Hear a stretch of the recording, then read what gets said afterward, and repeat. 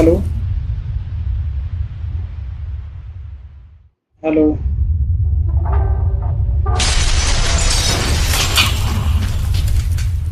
Hello.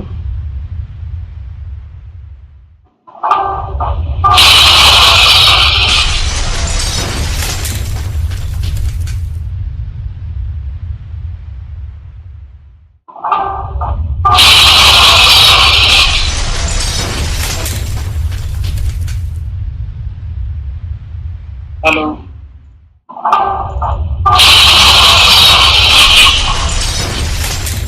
Hello.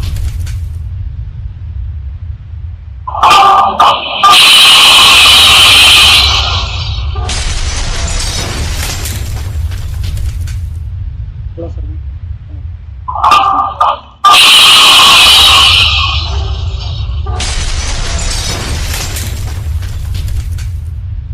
Hello.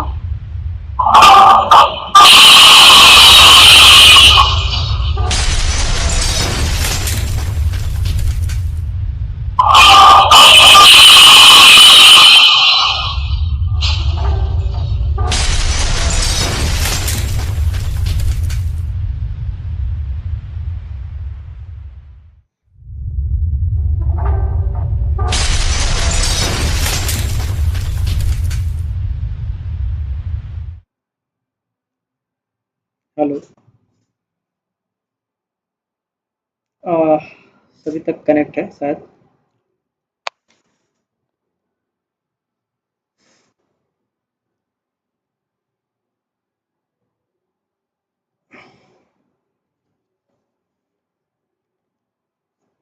Hello.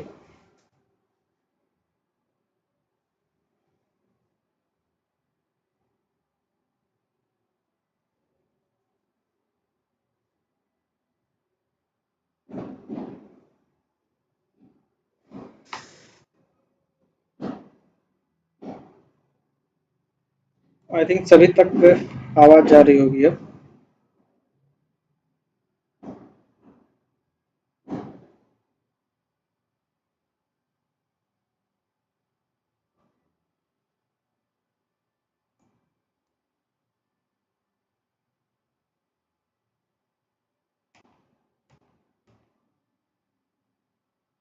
सभी तक आवाज जा रही होगी। चलिए, आप सभी का फिर से वेलकम है। और ये पहला टेस्ट पेपर आज हम करेंगे जिसमें हिंदी और जीएस को हमने एक पोर्शन रखा है। ये पूर्व में हुए पेपर्स के आधार पर ही क्वेश्चन रखे गए हैं और एक आपको ओवरव्यू भी मिलेगा कि कैसे आपके पेपर आएंगे। तो हो सकता है टाइम थोड़ा सा ज़्यादा लगे क्योंकि आपके साथ थोड़ा सा डिस्कशन भी करते रहना है पेपर पे। तो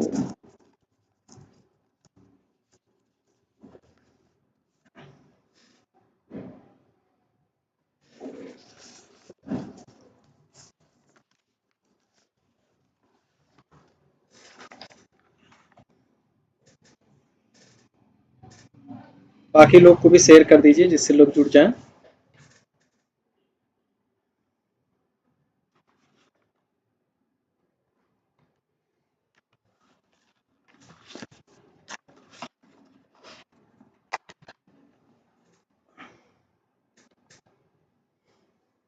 4 लोग ही ऑनलाइन हुए हैं। तो सभी को कनेक्ट कीजिए आप लोग। जो ग्रुप में ना हो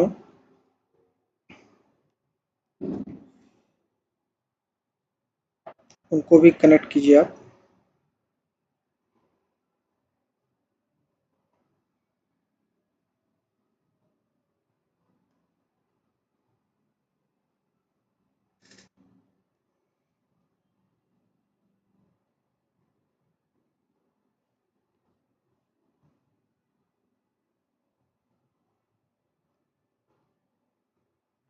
हाँ हाँ, सौरभ नमस्ते।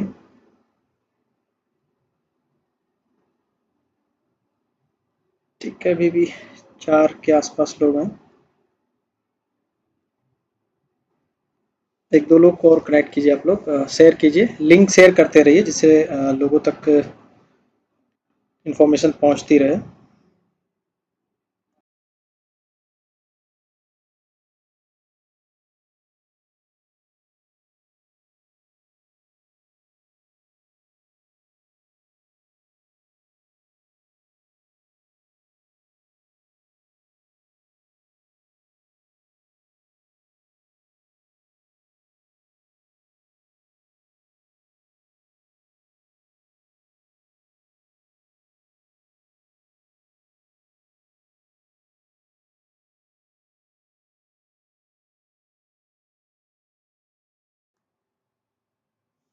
चलिए, आप सभी को एक बार पुनः स्वागत है। और एक क्वेश्चन सेशन के जरिए हम लोग कनेक्ट कर रहे हैं, एक मॉक टेस्ट की तरह से ही है। और ये जो टेस्ट है ये पूर्व में आए हुए आपके क्वेश्चंस के आधार पर ही हमने रखे हैं।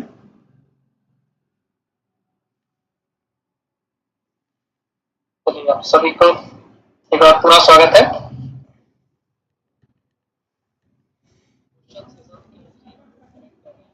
चलिए, 7 लोग कनेक्ट हो गए हैं। बाकी कुछ लोगों को और कोशिश कीजिए, जोड़िए आसपास के आपके ग्रुप जो भी हों।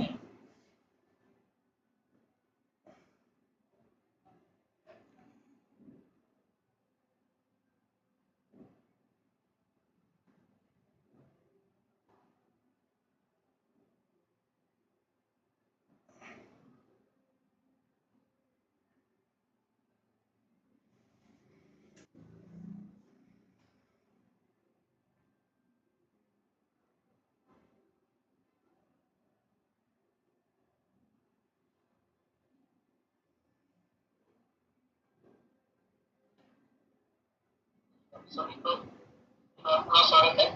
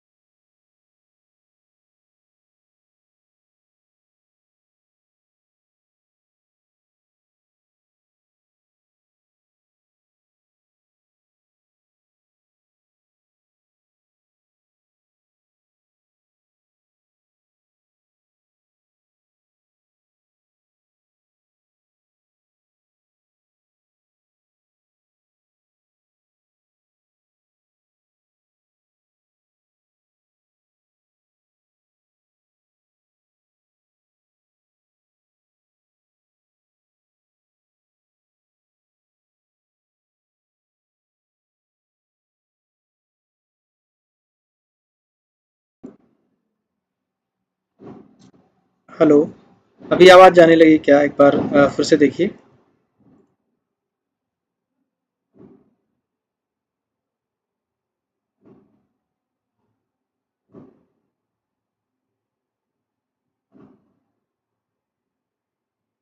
कमेंट बॉक्स में आप एक बार पिन कीजिए कि हाँ आवाज आ रही है कि नहीं आ रही है, फिर आगे चलते हैं हम लोग।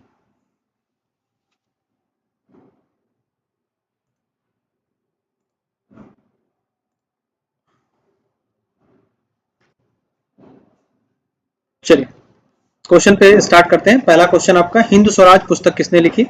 आपके ऑप्शन है मोहनदास करमचंद गांधी, गोपाल कृष्ण गोखले, बाल गंगाधर तिलक, मौलाना आजाद। हाँ संजना, ठीक है। क्वेश्चन पे आ जाते हैं आप लोग। ठीक है, ठीक है, आ रहा। ठीक है, थैंक यू सभी को। आवाज आ रही है।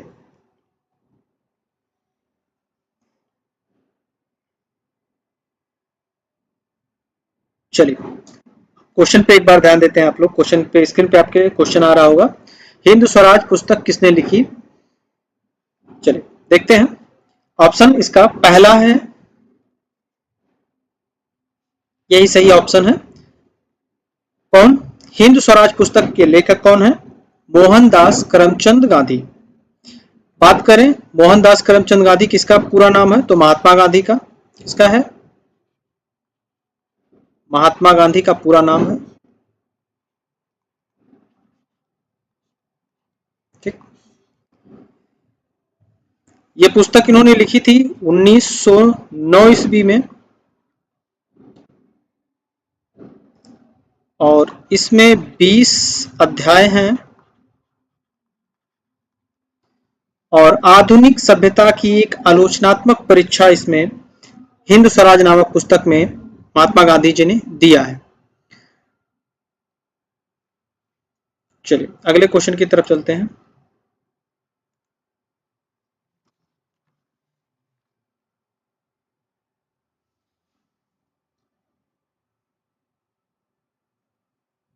अभी आपके स्क्रीन पे अगला क्वेश्चन आ रहा होगा, छठी शताब्दी ईसा पूर्व के दौरान उत्तर प्रदेश के निम्नलिखित में किस क्षेत्र को चेदी नाम से जाना जाता था। देखिए ये क्वेश्चन जो आपका आ रहा है, ये क्लास से संबंधित एक है। जब हमने महाजनपद काल पढ़ा था तो महाजनपद में एक महाजनपद था चेदी, उसी का आधारित एक क्वेश्चन है। छठी शताब्दी ईसा पूर्व के दौरान उत्तर प्रदेश के निम्नलिखित में किस क्षेत्र को चेदी नाम से जाना जाता था। ऑप्शन आपके हैं बुंदेलखंड, अवध, अंग, अवंती। क्वेश्चन नंबर 2 का आंसर कीजिए आप लोग। छठी शताब्दी ईसा पूर्व के दौरान उत्तर प्रदेश के निम्नलिखित में से किस क्षेत्र को चेदी नाम से जाना जाता था।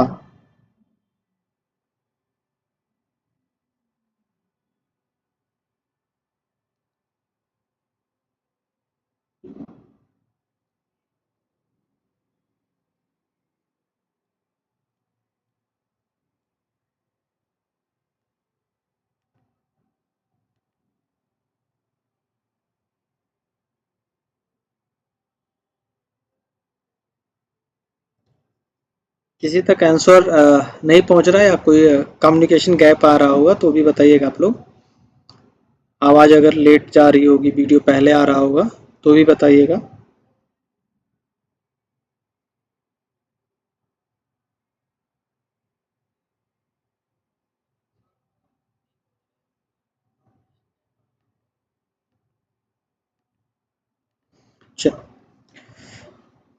क्वेश्चन नंबर 2 का आंसर देखते हैं। तो क्वेश्चन नंबर 2 का आंसर भी ए ही है, बुंदेलखंड। क्या है? बुंदेलखंड। चलिए क्वेश्चन नंबर 3 पे आते हैं। क्वेश्चन नंबर 3 है, मौर्य वंश का अंतिम शासक कौन था। मौर्य वंश का अंतिम शासक कौन था।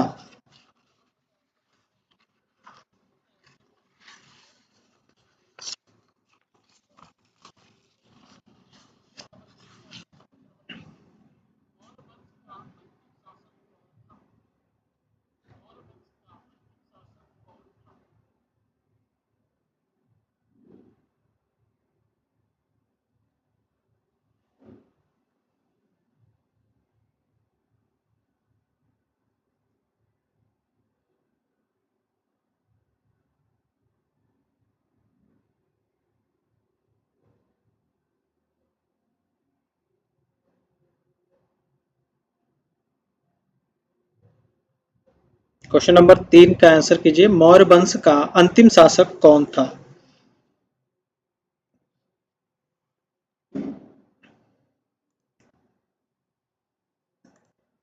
चलिए इसमें देखते हैं, आंसर आपका सही है option C, Brihadratha. Option 3 Brihadratha. ठीक, अंतिम शासक कौन था? तो अंतिम शासक था बृहद्रथ। मौर्य वंश का संस्थापक अगर पूछा जाए तो कौन था?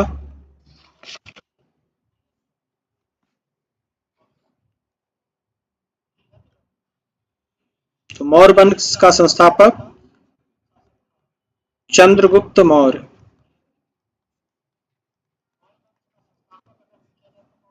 ठीक, नंद वंश के अंतिम शासक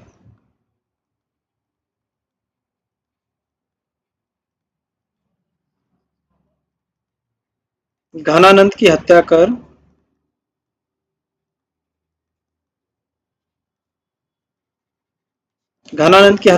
इसने क्या किया था? मौर्य वंश की नींव रखी थी। किसकी सहायता से अगर कहता है तो सहायता है चाणक्य, जिन्हें कौटिल्य भी कहा जाता है। ठीक। और इनकी पुस्तक का नाम अगर होता है तो पुस्तक का नाम है अर्थशास्त्र।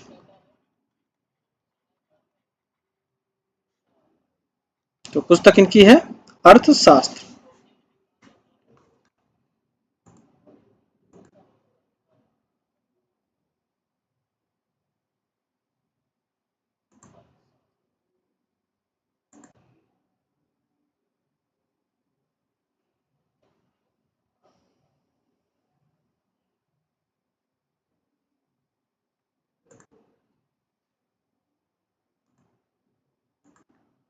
चलिए तीसरे क्वेश्चन की तरफ चलते हैं। तीसरा क्वेश्चन आपका है,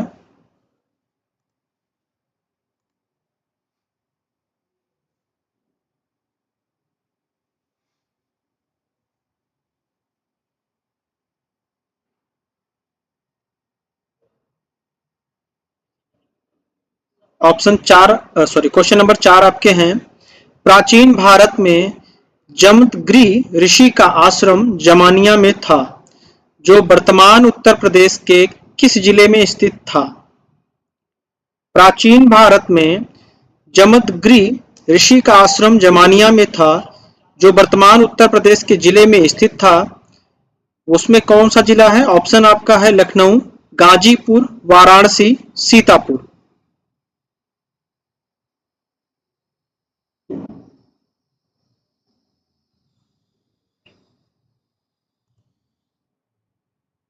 ऑप्शन आप देखिए। ऑप्शन आपका है लखनऊ, गाजीपुर, वाराणसी, सीतापुर। 4 नंबर प्रश्न का आप जवाब दीजिए। प्राचीन भारत में जमदग्नि ऋषि का आश्रम जमानिया में था, जो वर्तमान उत्तर प्रदेश के किस जिले में स्थित है? तो लखनऊ, गाजीपुर, वाराणसी, सीतापुर। आप सभी की बहुत लेट कमेंट्स आ रहे हैं, क्या इशू है?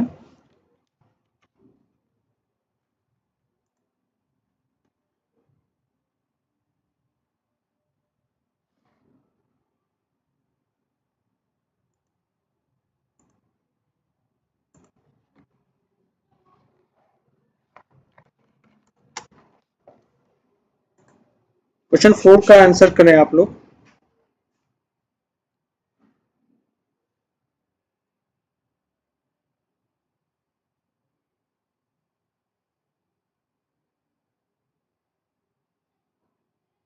क्वेश्चन नंबर 4, सौरभ, संजना, सवाना, जागृति, कोई तो ऑप्शन का जवाब दो आप लोग।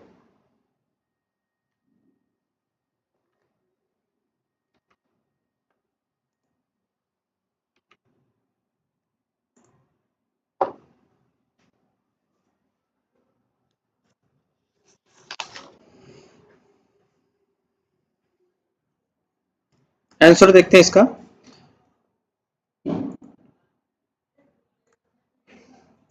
प्राचीन भारत में जमदग्नि ऋषि का आश्रम जमानिया में था, जो वर्तमान उत्तर प्रदेश के किस जिले में है? तो यह है गाजीपुर। और ये जो जमदग्नि ऋषि हैं, ये हिंदू मान्यता में एक महत्वपूर्ण विशेष स्थान रखते हैं। यह एक प्राचीन स्थल है। ठीक है, कहां पर है ये? गाजीपुर में है। ऋषि जमदग्नि को हिंदू किंवदंतियों में सप्त ऋषियों में से एक रूप में सम्मानित किया जाता है, जो 7 महान ऋषियों का प्रतीक है। यानी सप्त ऋषियों में से एक ऋषि भी थे जमदग्नि ऋषि। चलिए अगले प्रश्न की तरफ चलते हैं।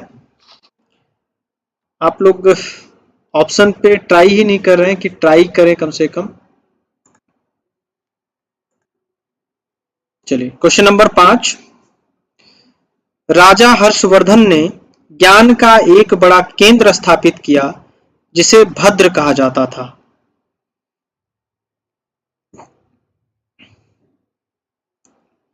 यह कहां पर स्थित है? क्वेश्चन में थोड़ा सा गड़बड़ी है, टाइपिंग का इशू है यहाँ पे, इसको आप इग्नोर कीजिएगा। भद्र कहा जाता था, यह कहां पर है? ठीक है, आपके ऑप्शन है मथुरा, काशी, कन्नौज, हरिद्वार।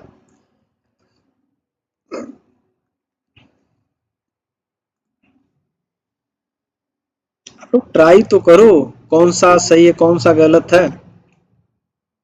इसे कैसे पता चलेगा कि आप एक्टिव हो, देख रहे हो? राजा हर्षवर्धन ने ज्ञान का एक बड़ा केंद्र स्थापित किया था जिसे भद्र कहा जाता था। वह कहां पर है? ऑप्शन आपके हैं मथुरा, काशी, कन्नौज, हरिद्वार।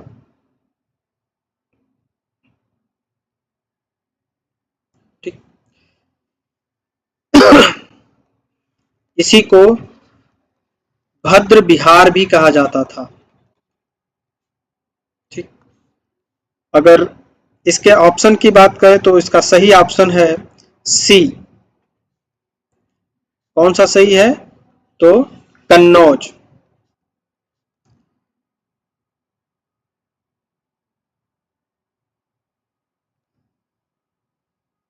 संख्या फिर धीरे धीरे डाउन होती चली गई। थोड़ी सी बोरियत लगेगी क्योंकि क्वेश्चन आंसर है तो बोरियत लगेगी भी। 5 ही क्वेश्चन हुए, लगभग हम लोग का 20-25 मिनट हो चुके हैं। चलिए क्वेश्चन नंबर 6 की तरफ चलते हैं। Question number 6।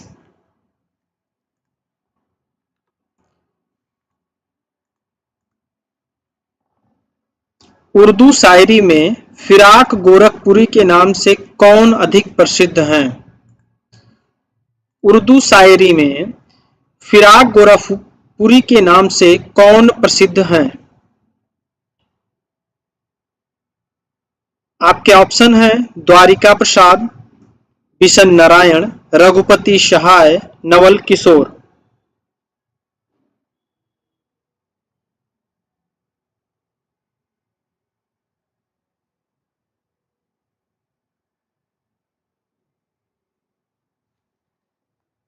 उर्दू शायरी में फिराक गोरखपुरी के नाम से कौन प्रसिद्ध हैं? आपके ऑप्शन हैं द्वारिका प्रसाद, बिशन नारायण, रघुपति सहाय, नवल किशोर। बताइए फटाफट।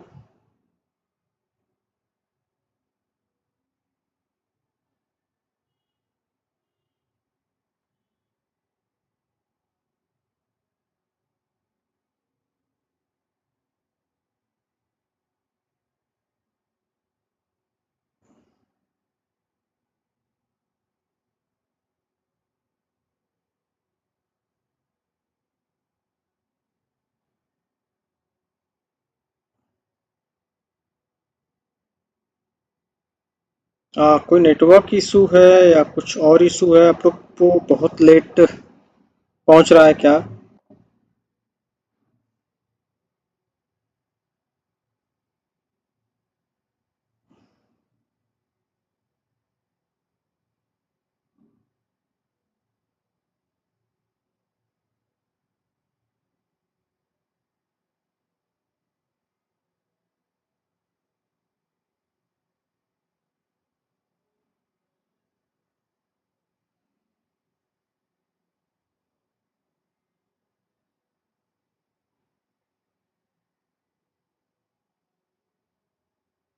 सी रघुपति सहाय, विनीत तिवारी। ठीक है, सबनाम सॉरी शबाना खातून सी। ठीक है ठीक है, चलिए इसके आंसर देखते हैं क्वेश्चन नंबर 6 का। तो क्वेश्चन नंबर के 6 के आपके ऑप्शन है द्वारिका प्रसाद, बिशन नारायण, रघुपति सहाय, नवल किशोर। ठीक है, इसका सही जवाब है रघुपति सहाय। तो रघुपति सहाय का उपनाम जो था, इनका उपनाम था फिराक गोरखपुरी, फिराक गोरखपुरी, फिराक गोरखपुरी। ठीक, ये इलाहाबाद विश्वविद्यालय में,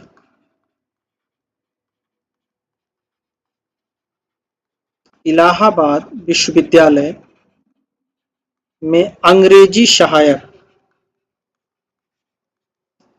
अंग्रेजी साहित्य के एक प्रमुख, अंग्रेजी साहित्य के एक प्रमुख प्रोफेसर थे। ठीक,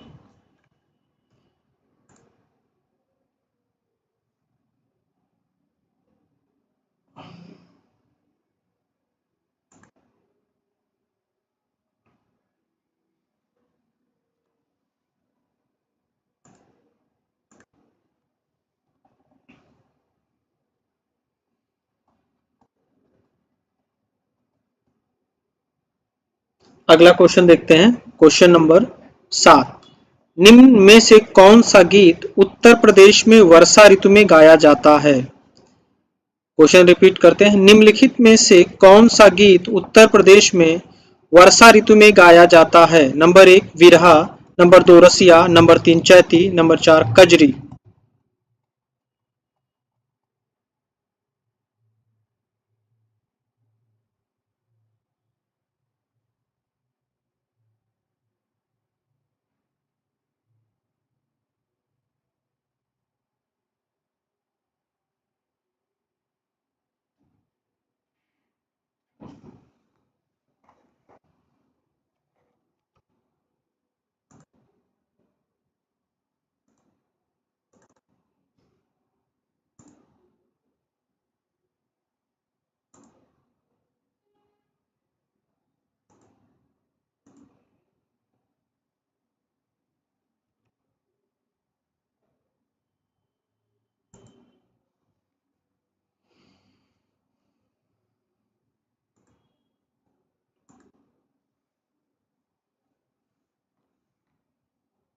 सेवन का डी, शबनम, कोई और IMXXYT डी, संजना डी, सब राजा डी। चलिए ठीक, क्या है इसका सही ऑप्शन? है कजरी। निम्नलिखित में से कौन सा गीत उत्तर प्रदेश में वर्षा ऋतु में गाया जाता है? तो कौन सा है? कजरी।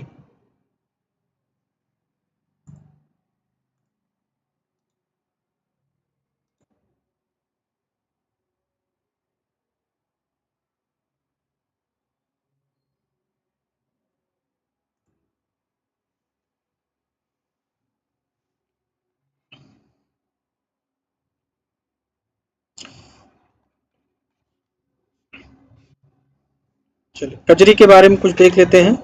ठीक है, इसकी भाषा अगर है तो ये कौन सी भाषा का है? तो अधिकतर भोजपुरी में होता है।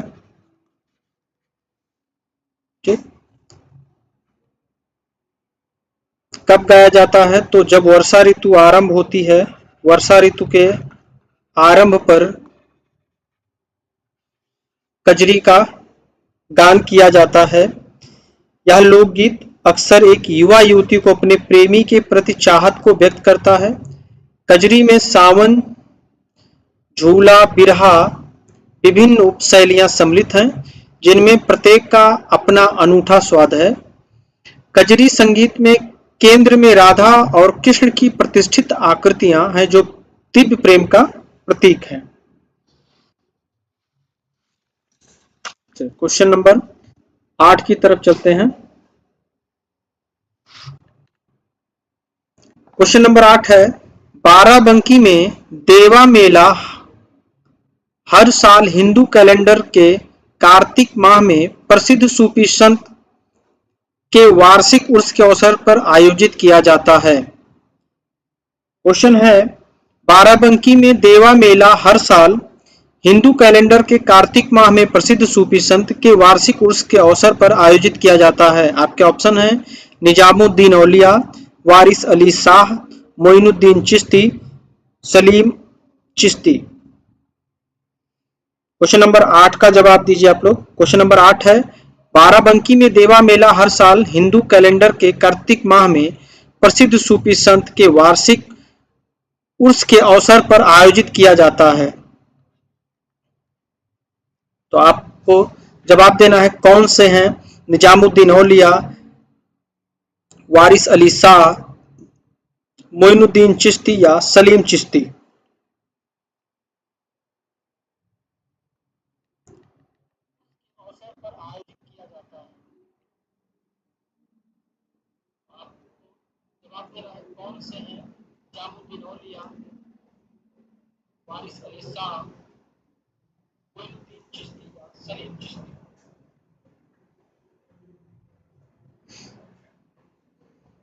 इसका जवाब देखते हैं।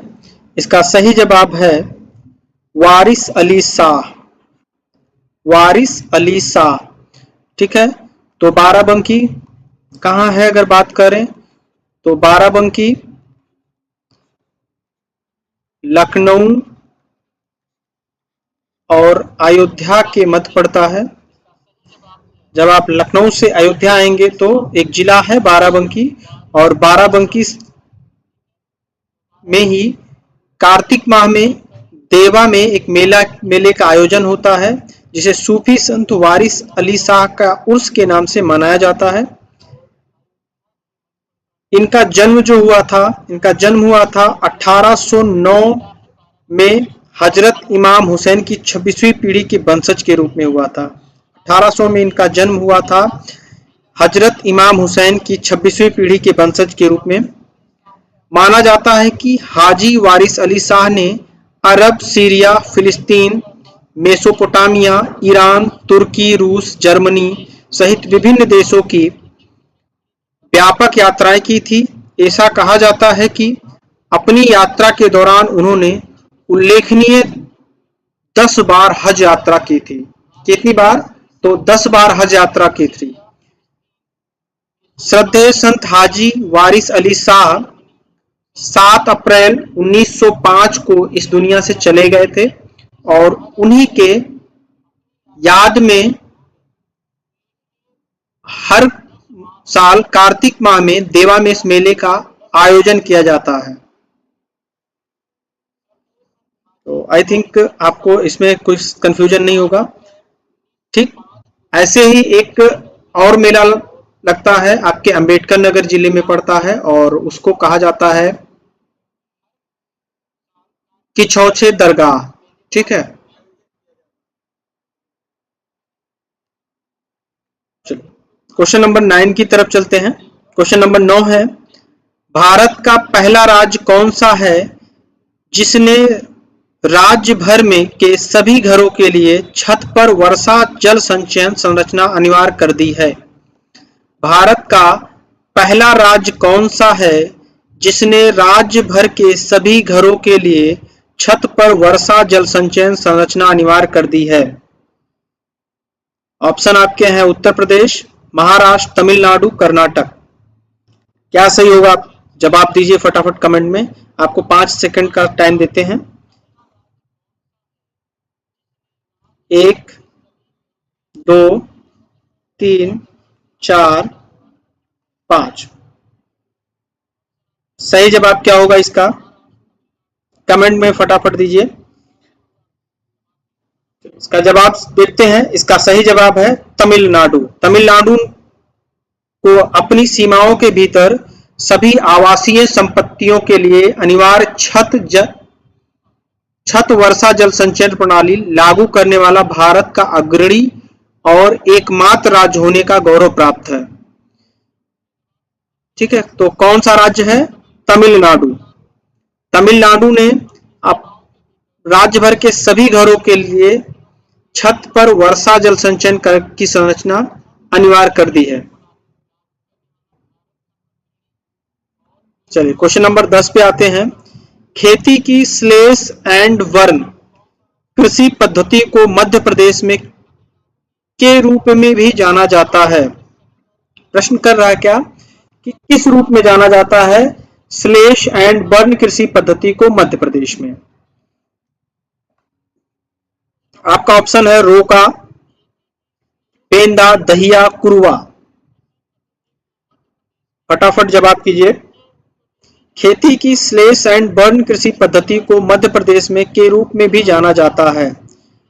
ऑप्शन है रोका, पेंदा, दहिया या कुरवा।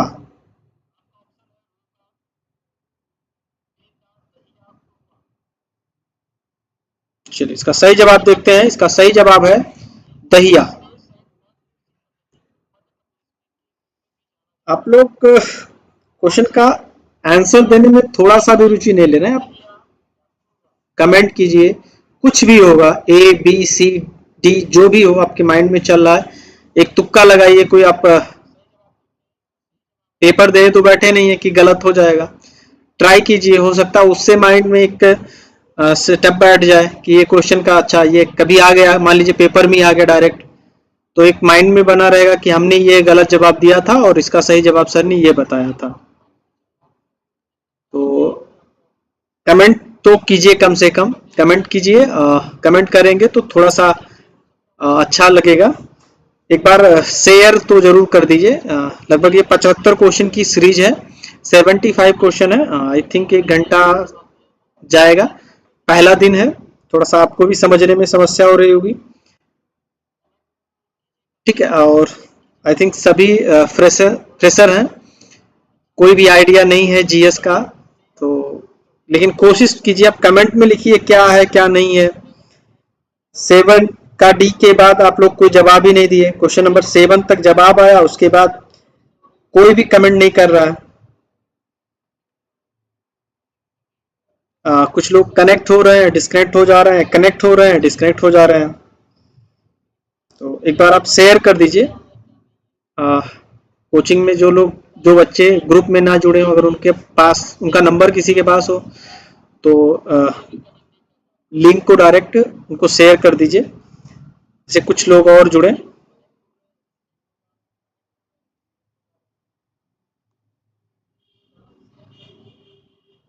क्वेश्चन नंबर 10 तक पे हम रुके हुए हैं।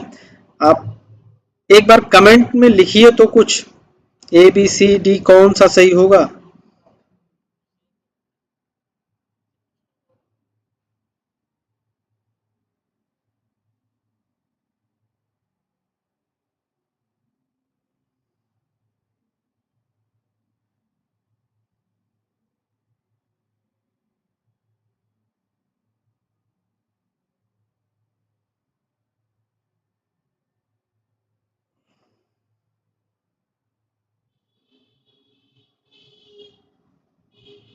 अर्जुन चौधरी 10 का बी, संजना सी। चलिए क्वेश्चन नंबर 10 का सही जवाब हमने देख लिया है। सही जवाब है दहिया, ठीक है। स्लेश एंड बर्न कृषि पद्धति को मध्य प्रदेश में दहिया के रूप में जाना जाता है। अगले क्वेश्चन की तरफ चलते हैं। Question number 11। क्वेश्चन नंबर 11, 17वीं शताब्दी के दौरान इब्राहिम आदिल शाह द्वितीय द्वारा लिखी गई निम्नलिखित में से कौन सी पुस्तक हिंदू देवताओं और मुस्लिम संतों की प्रशंसा में गीतों का संग्रह है। थोड़ा सा बड़ा क्वेश्चन है। क्या कह रहा है, 17वीं शताब्दी के दौरान इब्राहिम आदिल शाह द्वितीय द्वारा लिखी गई निम्नलिखित में से कौन सी पुस्तक हिंदू देवताओं और मुस्लिम संतों की प्रशंसा में गीतों का संग्रह है।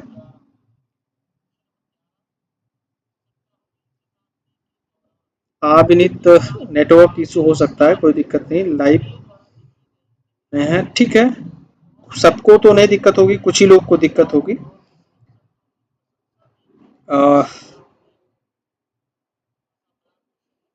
अगर नेटवर्क का ज़्यादा इशू हो तो आप ऊपर वीडियो में सेटिंग में जाके क्वालिटी को जो है थोड़ा सा वो 480p की जगह 360p कर लीजिए, तो आपका आई थिंक बफर नहीं करेगा। तो क्वेश्चन नंबर 11 का ऑप्शन देखते हैं। गीता गोविंदा, किताबे नौरस, पद शाहनामा, मुख्तब उल तवारिख। क्वेश्चन नंबर 11 का आप जवाब दीजिए। हाँ अर्जुन सी। शबाना बी,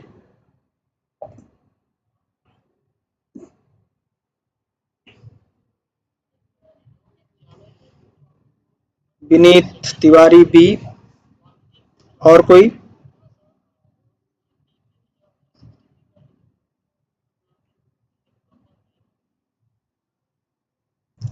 और किसी की तरफ से कोई जवाब नहीं। चलिए आंसर देख लेते हैं इसका।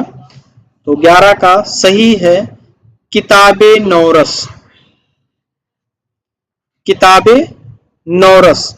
ठीक है, बात करें अगर इसके किताबे नौरस के लिए, तो 17वीं शताब्दी के दौरान बीजापुर सल्तनत पर शासन करने वाले आदिल शाही वंशज के शासक इब्राहिम आदिल शाह द्वितीय ने किताब ए नौरस नामक एक उल्लेखनीय पुस्तक लिखी। यह पुस्तक उन गीतों का संग्रह है जो हिंदू देवताओं और मुस्लिम संतों दोनों का गुणगान करते हैं। ठीक, जबकि गीता गोविंदा की बात करें तो गीता गोविंदा जयदेव द्वारा लिखित है। इसके द्वारा गीता गोविंदा जयदेव द्वारा, पादशाहनामा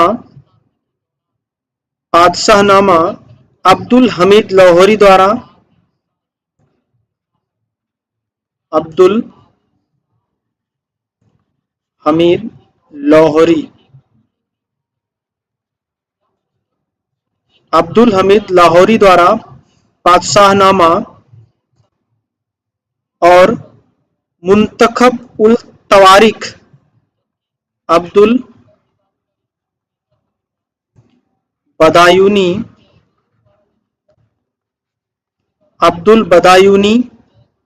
ठीक है।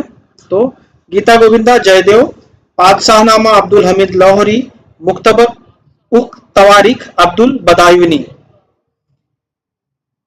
ठीक, 11 क्वेश्चन नंबर का आपको आई थिंक समझ में आ गया होगा सर। क्वेश्चन नंबर 12 पे चलते हैं। क्वेश्चन नंबर 12 है कर्नाटक संगीत में अल्पना हिंदुस्तानी शास्त्रीय संगीत रूप में समान है। क्वेश्चन कह रहा है कि अल्पना जो कर्नाटक संगीत में यूज होता है वो हिंदुस्तान के शास्त्रीय संगीत के किसके समान है? आपके ऑप्शन है तराना, ताल, अलाप, तिलाना।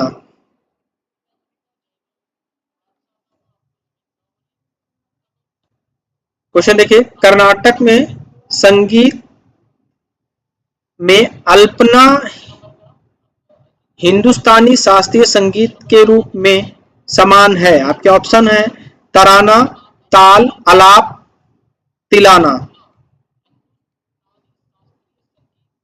आप लोग जब भी जवाब दीजिए तो क्वेश्चन नंबर लिख दीजिए कि ये 12 का है, ये 11 का है। कुछ लोगों को शायद वीडियो लेट पहुंच रही है तो वो लेट जवाब दे रहे हैं।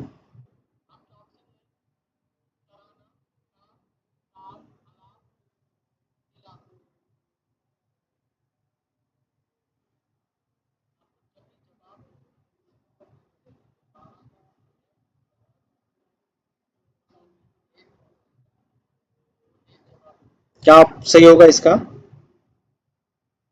क्वेश्चन नंबर 12 का आप कमेंट में जवाब दीजिए।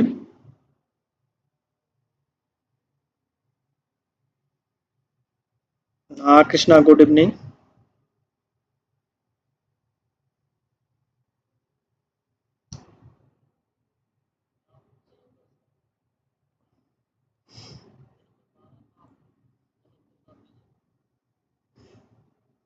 क्या होगा? कर्नाटक संगीत में अल्पना हिंदुस्तानी शास्त्रीय संगीत के रूप में समान है। इसका जवाब देखते हैं। केवल एक लोग ने इसका जवाब दिया, शबाना खातून 12 का ए। चलिए अच्छा कोशिश किया आपने। अलाप, अलाप क्या है? अल्पना जो करते हैं कर्नाटकीय संगीत में, वैसे शास्त्रीय संगीत में अलाप आपने देखा होगा कि गाना जब स्टार्ट करते हैं तो आ करते हैं। ठीक है, तो वो उसी को क्या कहा जाता है शास्त्रीय संगीत में? अलाप कहा जाता है। अगले क्वेश्चन की तरफ बढ़ते हैं। Question number 13।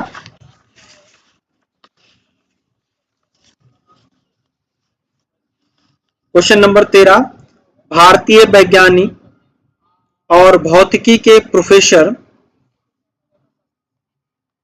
ने संगीत के प्रति अपने गहरे प्रेम के कारण 1921 में रॉयल सोसाइटी ऑफ लंदन के समक्ष तार वाले वाद्य यंत्रों के सिद्धांत पर एक पेपर पढ़ा।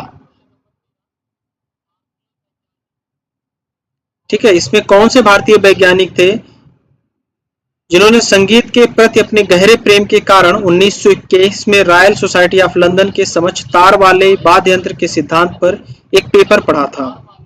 आपके ऑप्शन है जगदीश चंद्र बोस, होमी जहांगीर भाभा, सीवी रमन, विक्रम साराभाई। गरिमा कशोदन, गुड इवनिंग। हाँ, आप लोग वीडियो शेयर नहीं कर रहे हैं, शेयर कीजिए, कुछ लोग और भी जुड़ेंगे क्योंकि आपके पास कई ग्रुप होंगे, आप ग्रुप में डालिए, लोग जुड़े।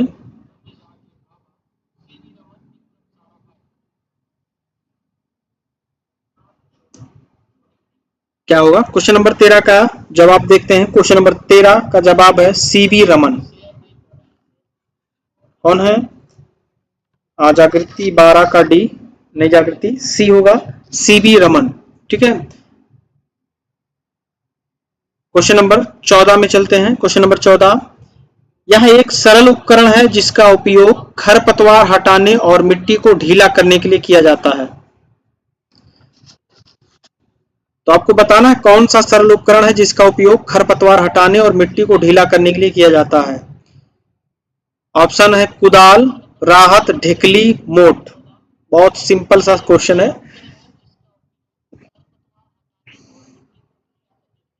हाँ शिवचरण, हाय।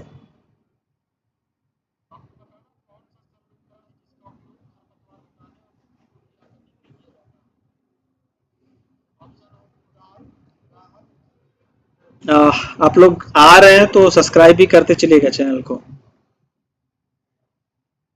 क्वेश्चन नंबर 14,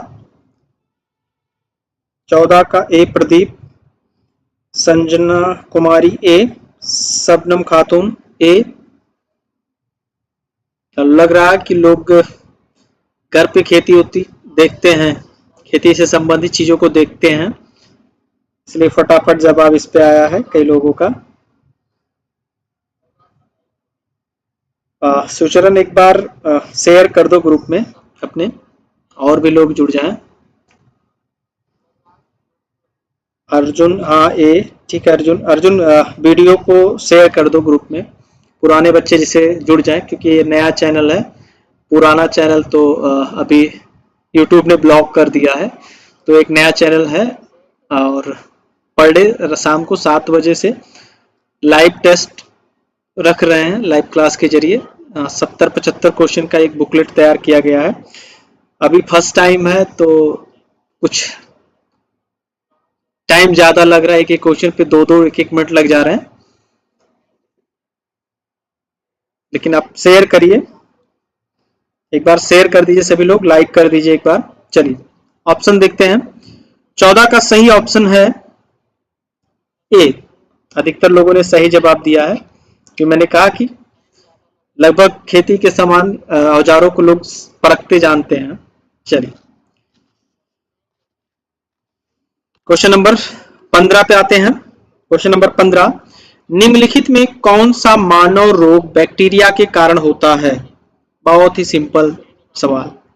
निम्नलिखित में कौन सा मानव रोग बैक्टीरिया के कारण होता है? खसरा, polio, hepatitis B, typhoid.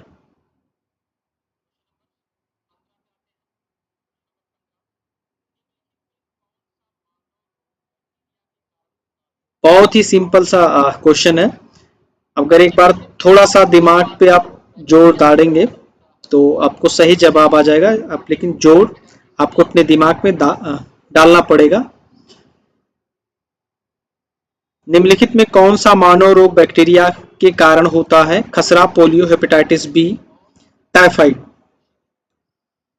Question number 15 का जवाब दीजिए कुछ लोग।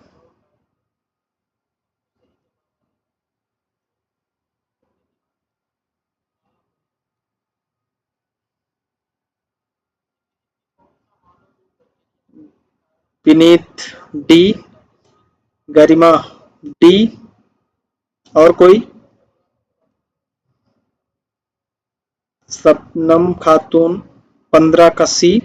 और कोई? अर्जुन 15 का सी।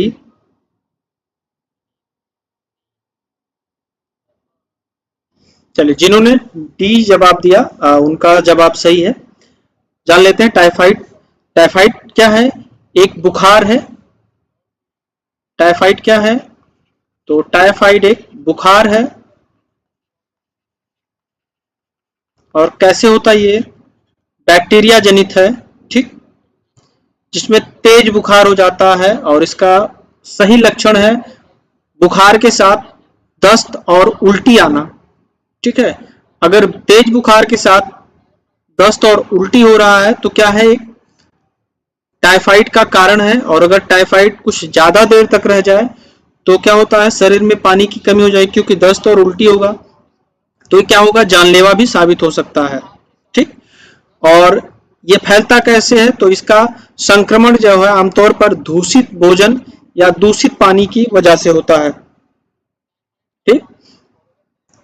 और इस बीमारी का प्रचलन उन क्षेत्रों में ज्यादा है जहां पर लोग हाथ खाना खाने के पहले हाथ धोने की आदत नहीं रखते हैं, तो उनके यहाँ टाइफाइड की शिकायत ज्यादा होती है। तो थोड़ा सा डर आप बनाइए अपने मन में और हाथ भी धुलना आरंभ करिएगा। देखिए, पढ़ाई के साथ साथ जीवन की चीजें भी सीखने को मिलेंगी। क्वेश्चन नंबर 16 पे आते हैं। क्वेश्चन नंबर 16 पे क्वेश्चन नंबर 16 है, निम्नलिखित में से किस लैटिन अमेरिकी देश में जल आपूर्ति के निजीकरण के विरुद्ध वर्ष 2000 में जल युद्ध हुआ था? थोड़ा सा टिपिकल क्वेश्चन है। और क्या है ये? विश्व करंट अफेयर पर आधारित है। निम्नलिखित में से किस लैटिन अमेरिकी देश में जल आपूर्ति के निजीकरण के विरुद्ध वर्ष 2000 में जल युद्ध हुआ था? ऑप्शन आपके हैं अर्जेंटीना, ब्राजील, बोलीविया, पेरू।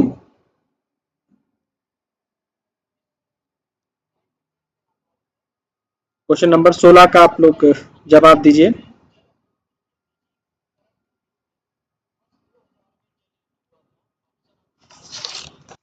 आपको लगभग 15-20 सेकंड का टाइम देते हैं।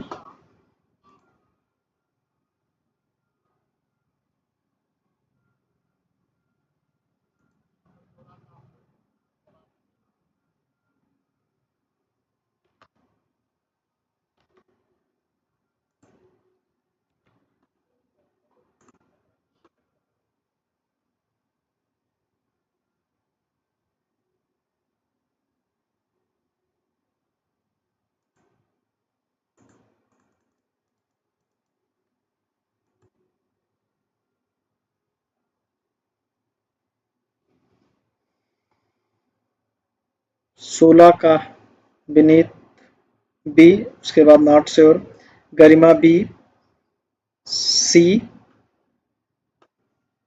और कोई?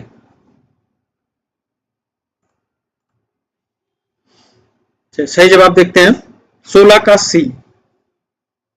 16 का सी। देखिए, यूपीपी में आपको करना क्या है, अगर ऐसे प्रश्न आ रहे हैं तो आपने भी तो बहुत ज्यादा जीएस पढ़ा नहीं है, तो आई थिंक ऐसे प्रश्न को स्वैप करना है। आपको क्या करना है? स्किप कर देना है। अगर आप स्किप नहीं करेंगे, अर्जुन अभी है 25-30 क्वेश्चन आपके जीएस के हैं और इसी में फिर हिंदी की भी है। ठीक है। 16 नंबर पे आते हैं। 17 नंबर क्वेश्चन पे, राष्ट्रमंडल मानवाधिकार पहल का मुख्यालय स्थित है? राष्ट्रमंडल मानवाधिकार पहल का मुख्यालय स्थित है लंदन, आर्का, नई दिल्ली, सिडनी। राष्ट्रमंडल मानवाधिकार पहल CHRI का मुख्यालय स्थित है।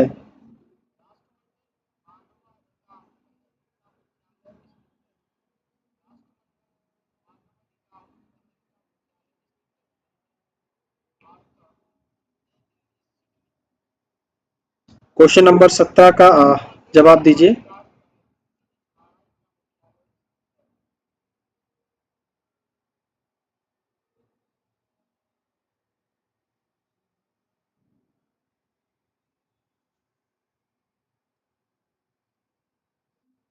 विनीत 17 का सी, गरिमा 17 का सी, बहुत अच्छे, सही जवाब लग रहा है।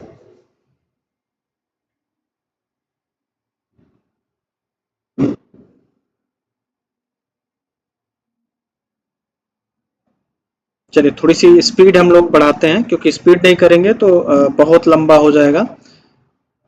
1 घंटे के समथिंग होने वाला है और भी 17 क्वेश्चन हुए, तो इसी स्पीड से अगर हम सॉल्व करेंगे पेपर में तो फिर पेपर हो चुका और सारी कहानी खत्म। 17 का आंसर देखते हैं। 17 का आंसर है सी, नई दिल्ली। ठीक है, ये क्या है? एक राष्ट्रमंडल मानवाधिकार पहल क्या है? राष्ट्रमंडल मानवाधिकार पहल एक एनजीओ है। एनजीओ का फुल फॉर्म होता है नॉन गवर्नमेंट ऑर्गेनाइजेशन, गैर सरकारी संगठन। गैर सरकारी संगठन क्या होता है? ये नॉन प्रॉफिटेबल तौर पे वर्क करते हैं सरकार की मदद के लिए। और इसी में एक है राष्ट्रमंडल मानवाधिकार पहल CHRI, जिसका मुख्यालय नई दिल्ली में है। और इसकी स्थापना की गई थी, तो स्थापना है, इसकी स्थापना की गई थी 1987 में। ठीक है, चलिए क्वेश्चन नंबर 18 की तरफ चलते हैं। क्वेश्चन नंबर 18, शपथ ग्रहण के बाद पीएम ने दौरा करने के लिए कौन सा पहला विदेशी गंतव्य चुना था? थोड़ा सा पुराना है। ठीक, तो ऑप्शन आपके बांग्लादेश, नेपाल, भूटान, श्रीलंका। तो इसका सही आंसर है भूटान। क्वेश्चन नंबर 19 पे आते हैं। क्वेश्चन नंबर 19, निम्नलिखित में से किस देश की सीमाएं भारतीय राज्य उत्तर प्रदेश से लगती हैं? निम्नलिखित में किस देश की सीमाएं भारतीय राज्य उत्तर प्रदेश से लगती हैं? चीन, भूटान, नेपाल, बांग्लादेश। ठीक है, कौन सा विदेशी राज्य है जिसकी सीमा उत्तर प्रदेश से लगती है?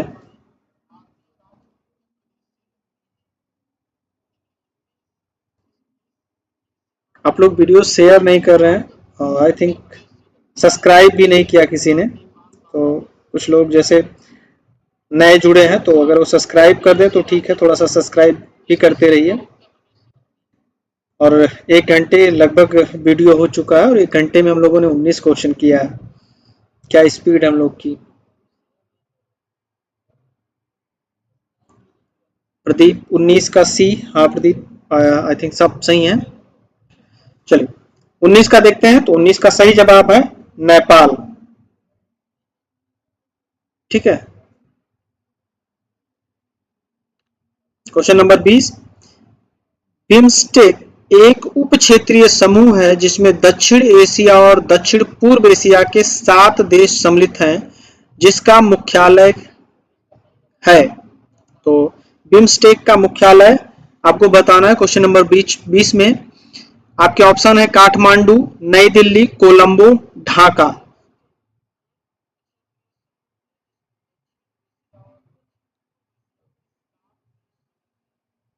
बिम्स्टेक में का मुख्यालय क्या होगा?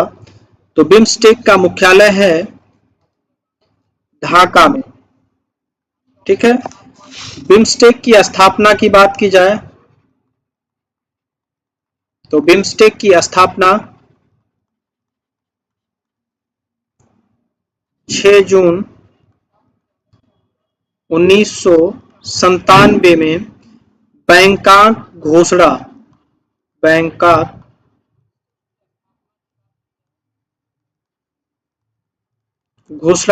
के माध्यम से किया गया था।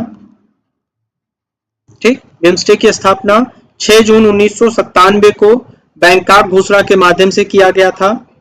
ठीक है, इसके अगर सदस्य की बात करें तो इसके सदस्य हैं, आप नाम में देखें, भूटान, ठीक, भारत,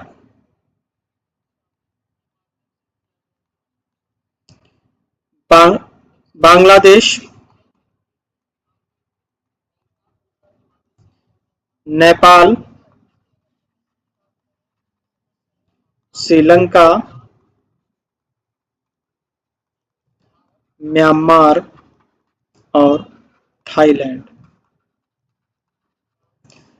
कितने हैं? 1 2 3 4 5 6 और 7 देश इसके साथ हैं। बिम्स्टेक में 7 देश हैं। कौन कौन से? भूटान, भारत, बांग्लादेश, नेपाल, श्रीलंका, म्यांमार और थाईलैंड। क्वेश्चन नंबर 21 देखते हैं। क्वेश्चन नंबर 21, निम्नलिखित में से किस जिले को राष्ट्रीय राजधानी क्षेत्र एनसीआर के 23वें जिले के रूप में शामिल किया गया है? थोड़ा सा टाइपिंग का इशू है कि सब कुछ एक लाइन में आ गया, तो उसको इग्नोर कीजिएगा। क्वेश्चन आप ध्यान से पढ़ लीजिएगा। निम्नलिखित में से किस जिले को राष्ट्रीय राजधानी क्षेत्र एनसीआर के 23वें जिले के रूप में शामिल किया गया है? ऑप्शन है शामली, अलीगढ़, आगरा, मथुरा। क्या सही होगा? निम्नलिखित में किस जिले को राष्ट्रीय राजधानी क्षेत्र के 23वें जिले के रूप में शामिल किया गया है?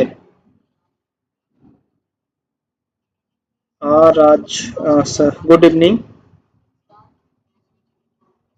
21 का डी, मथुरा। चलिए, गुड अटेम्प्ट है, अच्छी कोशिश है। देखते हैं, इसने पूछा है 23वें जिले के रूप में किसको सम्मिलित किया गया है दिल्ली एनसीआर में। एनसीआर का मतलब होता है नेशनल कैपिटल रीजन, राष्ट्रीय राजधानी क्षेत्र। और राष्ट्रीय राजधानी क्षेत्र में 23वें जिले के रूप में किसको सम्मिलित किया गया है? तो इसका सही जवाब है शामली। ठीक है, इसका सही जवाब है शामली। अगर एनसीआर योजना की बात की जाए तो एनसीआर योजना की स्थापना 1985 में की गई थी। ठीक है, कहां पर? दिल्ली अपनी राष्ट्रीय राजधानी के आसपास को विकसित करने के लिए एनसीआर का एक नियमन किया गया था। और इस योजना में सहयोग करने के लिए हरियाणा, राजस्थान और उत्तर प्रदेश को एक साथ लाया गया था। किसको किसको? हरियाणा, राजस्थान और उत्तर प्रदेश। ठीक है, इन्हीं के जिले कहां पे हैं? एनसीआर में सम्मिलित हैं। ठीक, एनसीआर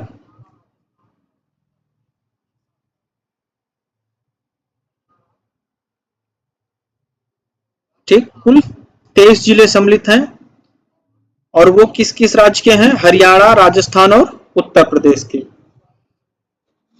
चलिए अगला देखते हैं क्वेश्चन। अगला क्वेश्चन है, वस्तु एवं सेवा कर जीएसटी पर संवैधानिक संशोधन विधेयक को मंजूरी देने वाला पहला भारतीय राज्य कौन सा है? जीएसटी पर संवैधानिक संशोधन विधेयक को मंजूरी देने वाला पहला भारतीय राज्य कौन सा है? उत्तर प्रदेश, महाराष्ट्र, असम और बिहार।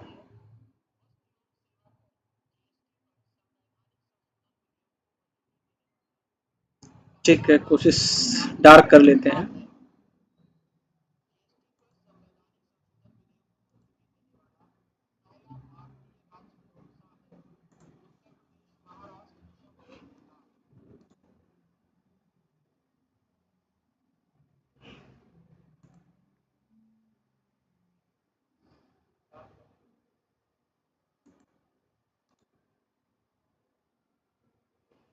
राज्य समस्या ये है कि जो हम सॉफ्टवेयर यूज कर रहे हैं उसमें पेन को मोटा करने का ऑप्शन नहीं है, डार्क तो नहीं कर सकते, कलर चेंज करने का ऑप्शन केवल दे रहा है। चलिए नेक्स्ट क्लास में कोशिश करेंगे दूसरे सॉफ्टवेयर के थ्रू जुड़ेंगे जिसमें पेन को थोड़ा सा मोटा किया जा सके।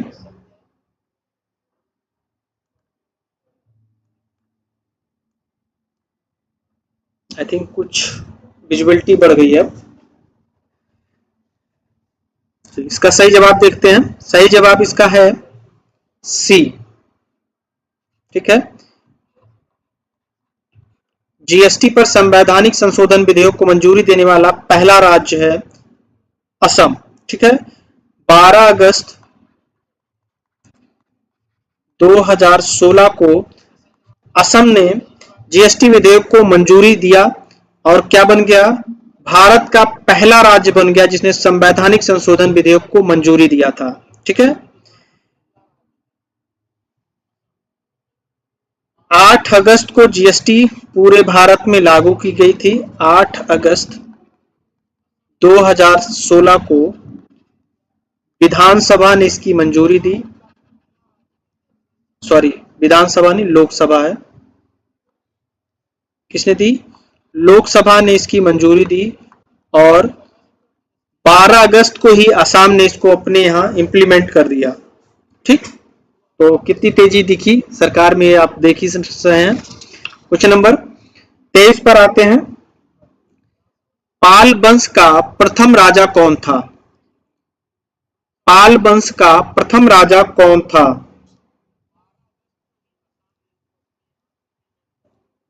पाल वंश का प्रथम राजा कौन था? ऑप्शन आपके हैं गोपाल, नंदलाल, धर्मपाल, देवपाल। क्या होगा आपके ऑप्शन देखिए क्वेश्चन नंबर 23 के लिए। ठीक है,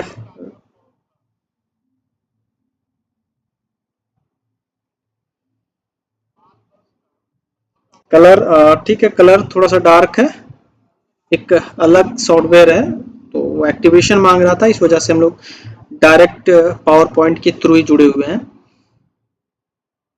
अर्जुन 23 का ए, सबाना 23 का सी, और कोई?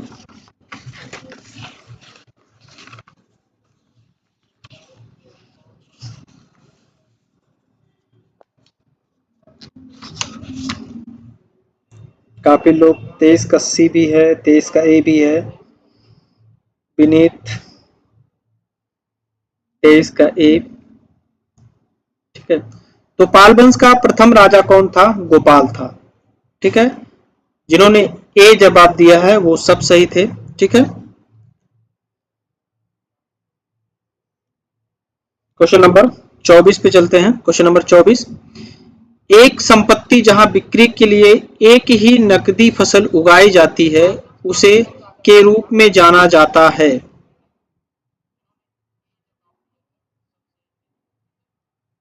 क्वेश्चन नंबर 24, एक संपत्ति जहां बिक्री के लिए एक ही नकदी फसल उगाई जाती है के रूप में जाना जाता है। ऑप्शन है निर्वाह खेती, किचन गार्डन, झूम खेती, वृक्षारोपण खेती।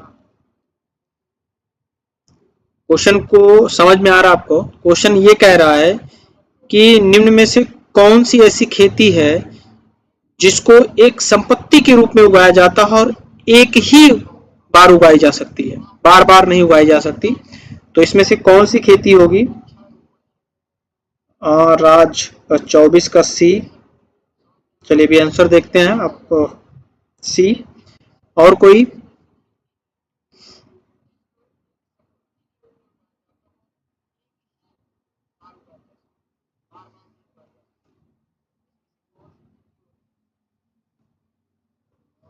प्रदीप 24 का सी।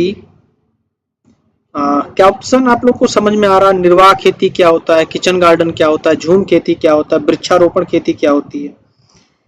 थोड़ा सा माइंड पर दबाव डालिए और सोचिए कि ये खेती किस लिए होती है। अभी आपको थोड़ा सा आपको जवाब आ जाएगा। अर्जुन डी, अर्जुन आप सही हैं संभवतः। चलिए देखते हैं इसका सही जवाब। तो सही जवाब इसका है, जिन्होंने डी जवाब दिया है, वृक्षारोपण खेती। देखिए प्रश्न में साफ साफ कह रहा है कि ऐसी कौन सी खेती है जिसको एक ही बार किया जाता, बार बार नहीं किया जाता, एक ही बार किया जाएगा, एक ही बार वो बिकेगी। ठीक है, तो देखिए निर्वाह खेती का मतलब ऐसी खेती जिससे आपका जीवन यापन हो रहा हो। किचन गार्डन मतलब आपने घर के अंदर क्या कर लिया, घर के अंदर मान लीजिए कुछ सब्जियां उगा ली, उसे किचन गार्डन। झूम खेती पहाड़ों पर की जाती है। और वृक्षारोपण खेती का मतलब वृक्ष आपने लगा दिया अपने जमीन पर, एक ही बार उगेगा और एक ही बार आपने उसको काटा, दोबारा उससे आप कोई फसल नहीं ले पाएंगे, नई फसल के लिए आपको दोबारा खेती करनी पड़ेगी। ठीक है, चलिए क्वेश्चन नंबर 25 पर चलते हैं। क्वेश्चन नंबर 25, नेपच्यून के अलावा कौन सा ग्रह नीला ग्रह के नाम से जाना जाता है? देखिए आपको क्वेश्चन को कैसे घुमाया, हिंदी नाम, आंसर में हिंदी नाम और क्वेश्चन में क्या किया, इंग्लिश में दे दिया। नेपच्यून के अलावा कौन सा ग्रह नीला ग्रह के नाम से जाना जाता है? देखिए क्वेश्चन को ऐसे घुमाएगा आपको, बताइए फटाफट आंसर दीजिए 25 का। नेपच्यून के अलावा कौन सा ग्रह नीला ग्रह के नाम से जाना जाता है?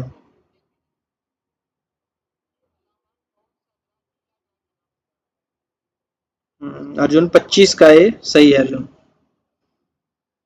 और कोई?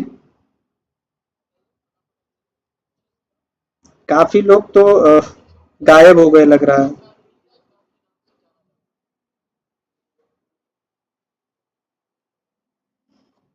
अब पर डे आप 2 घंटे का ऐसे ही टाइम निकालिए, जैसे 17-18 दिन है, कम से कम 1000 या 1800 क्वेश्चन तो आपके हो ही जाए।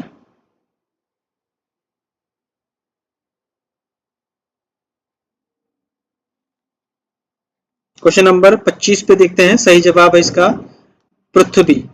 ठीक है, नेपच्यून के अलावा नीला ग्रह कौन है?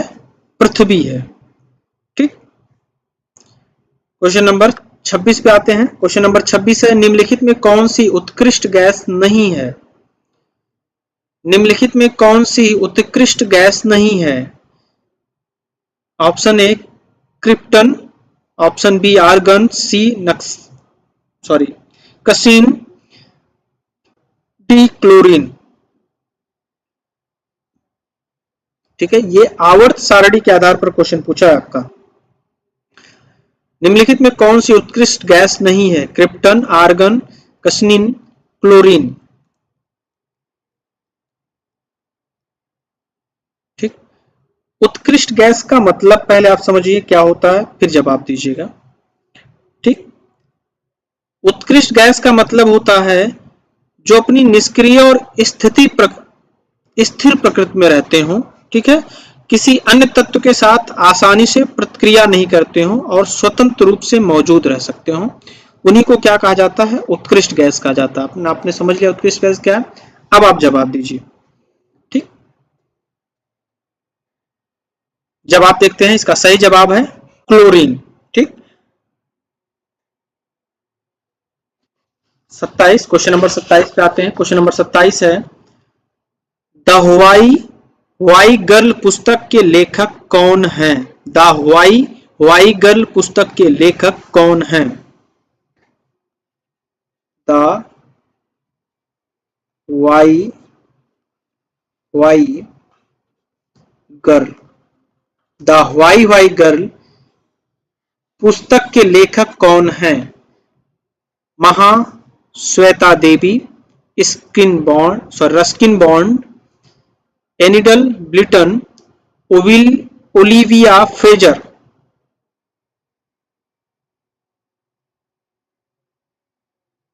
क्या होगा?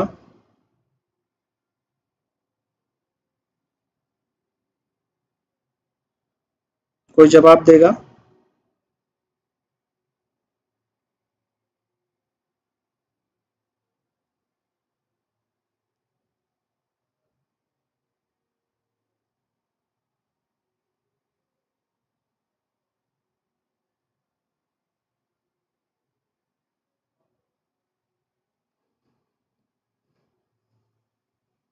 विनीत 27 का ए, अर्जुन चौधरी 27 का ए। चलिए जवाब देखते हैं। 27 का ए, महाश्वेता देवी। द वाई गर्ल पुस्तक की लेखक कौन है? तो द वाई गर्ल पुस्तक की लेखक हैं महाश्वेता देवी। ठीक, क्वेश्चन नंबर 28 पे आते हैं।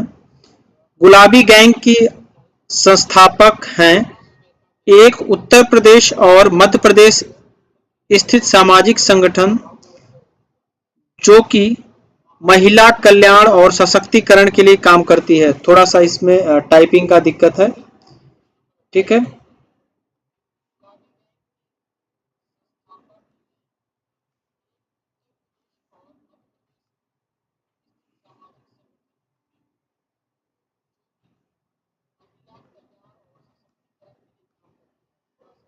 थोड़ा सा स्पेस टाइप करने वाले नहीं दिया, तो थोड़ी सी दिक्कत हो सकती है क्वेश्चन पढ़ने में।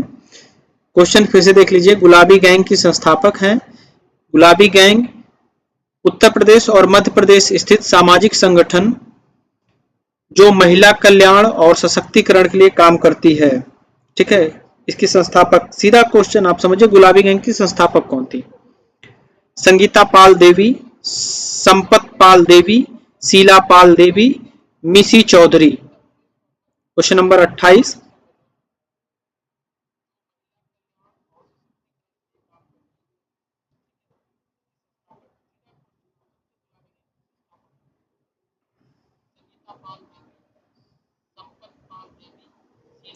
कई लोग तो एग्जिट हो लिए लग रहा है। एक बार सब्सक्राइब कर लीजिए।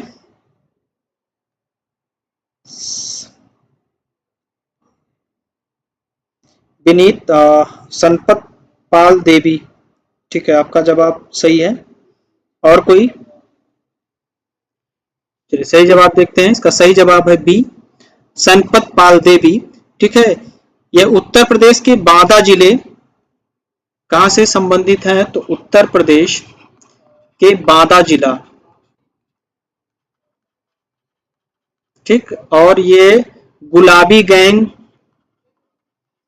गुलाबी गैंग की शुरुआत जो हुई थी वो 2006 में आरंभ हुआ था, ठीक है। एक एनजीओ है जो क्या करता है, महिलाओं के सशक्तिकरण पर काम करता है, ठीक है। और गुलाबी गैंग में जो महिलाएं सम्मिलित होती हैं, अगर उनकी एज की बात करें तो उनका एज 18 से 60 साल के बीच होना चाहिए, ठीक है। नेक्स्ट पे आते हैं, क्वेश्चन नंबर 29। मुरादाबाद, ठीक है, मुरादाबाद ही है ये, मुरादाबाद, ठीक है, उत्तर प्रदेश का एक जिला है मुरादाबाद। किस काम के लिए प्रसिद्ध है?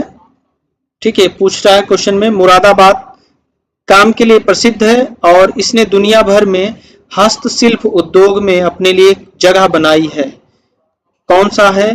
तांबा, पीतल, हीरा, स्टील। कौन सा सही जवाब होगा आपका? बताइए फटाफट। क्वेश्चन नंबर 29 के लिए जवाब दीजिए। चलिए सही जवाब देखते हैं, तो क्या होगा? मुरादाबाद पीतल के काम के लिए प्रसिद्ध है, ठीक है। और यहाँ का लगभग औद्योगिक इकाइयां भारत के कुल हस्तशिल्प निर्यात का 40% का योगदान देती है। अगर 100 सामान हस्तशिल्प के जा रहे हैं तो 40 सामान कहां से होंगे? मुरादाबाद से होंगे, ठीक है। चलिए नेक्स्ट क्वेश्चन पे आते हैं। Question number 30। महिलाओं को वोट देने की अनुमति देने वाला पहला देश कौन सा था? क्वेश्चन नंबर 30, थोड़ा सा कंफ्यूजन वाला भी। महिलाओं को वोट देने की अनुमति देने वाला पहला देश कौन सा था? ऑप्शन है सऊदी अरब, भारत, न्यूजीलैंड, रूस।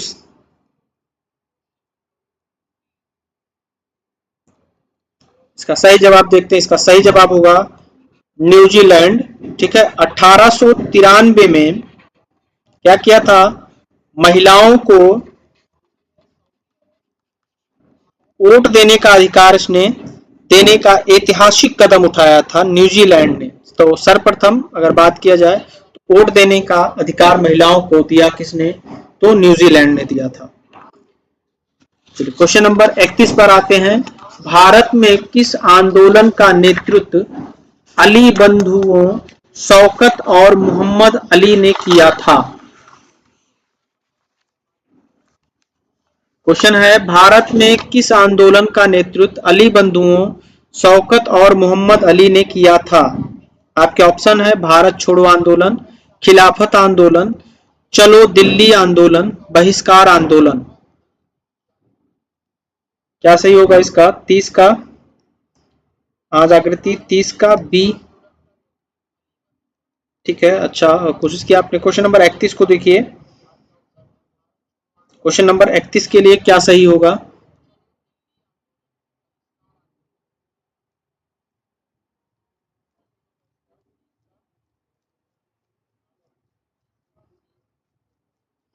आई थिंक वीडियो थोड़ा लेट आप तक डिलीवर हो रही है क्या? आप बनी ठीक है। हाँ अर्जुन, संख्या डाउन होती जा रही है, 8 हो गए। फिर कुछ लोगों को और जोड़िए, ट्राई कीजिए जोड़ने के लिए। कुछ लोगों तक और वीडियो भेजिए, इसका लिंक भेजिए, ज्वाइन कराइए कुछ लोगों को। चैनल को सब्सक्राइब भी कराइए। संख्या 18 पे टिकी हुई है, 18 से बढ़ने का नाम ही नहीं ले रही है। तो 17-18 लोग से चैनल ग्रो नहीं करेगा।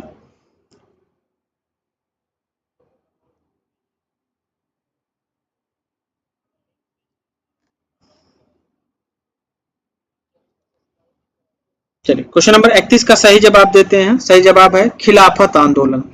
ठीक है, मौलाना मोहम्मद अली और शौकत अली, जिन्हें अली बंधु के नाम से जाना जाता है, इन्होंने 1919 से लेकर 1924 तक खिलाफत आंदोलन,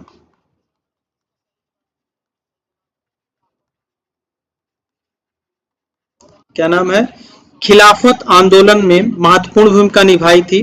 ठीक है, और इस आंदोलन का उद्देश्य तुर्की में ओटोमन साम्राज्य के भीतर मुसलमानों के धार्मिक नेता खलीफा के अधिकार को बहाल करना था। ठीक है, खिलाफत आंदोलन ने तब ध्यान आकर्षित किया जब इसके कारण अली बंधुओं की गिरफ्तारी हुई और कई अन्य प्रमुख मुस्लिम नेताओं को देशद्रोही बैठक अधिनियम के तहत गिरफ्तार किया गया। ठीक है, हालांकि 1922 के अंत तक खिलाफत आंदोलन में गिरावट आ गई, क्योंकि तुर्की में एक क्या हुआ, मजबूत राजनयिक स्थिति हासिल कर ली, धर्मनिरपेक्षता की ओर बढ़ गया। ठीक है, और अंततः 1924 में खलीफा का पद ही समाप्त कर दिया गया। ठीक है, तो खिलाफत आंदोलन से जुड़े कौन है? अली बंधु हैं। कौन कौन से? शौकत और मोहम्मद अली। ठीक है, क्वेश्चन नंबर 32 पे आते हैं। क्वेश्चन नंबर 32, भारतीय संविधान का भाग 4 किससे संबंधित है? ठीक है, भारतीय संविधान का भाग 4 किससे संबंधित है? मौलिक अधिकार, राज्य के नीति निर्देशक सिद्धांत, केंद्रीय न्यायपालिका, संसद। किससे संबंधित है? हाँ जागृति, ठीक है। कुछ लोग वीडियो को एग्जिट कर चुके हैं, तो देख लो, उनको फिर से बोलो कि ज्वाइन कर लें। 8-10 लोग ही ज्वाइन है। हमारी स्ट्रेंथ ही लगभग क्लास में 12-15 है, तो कम से कम 15 लोग तो ज्वाइन रहे।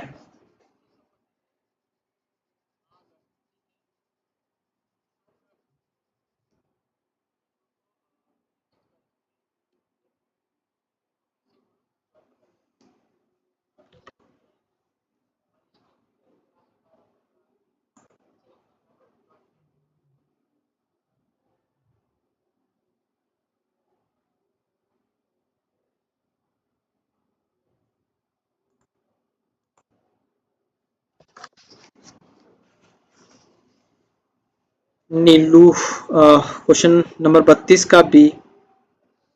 चलिए, अच्छा कोशिश है।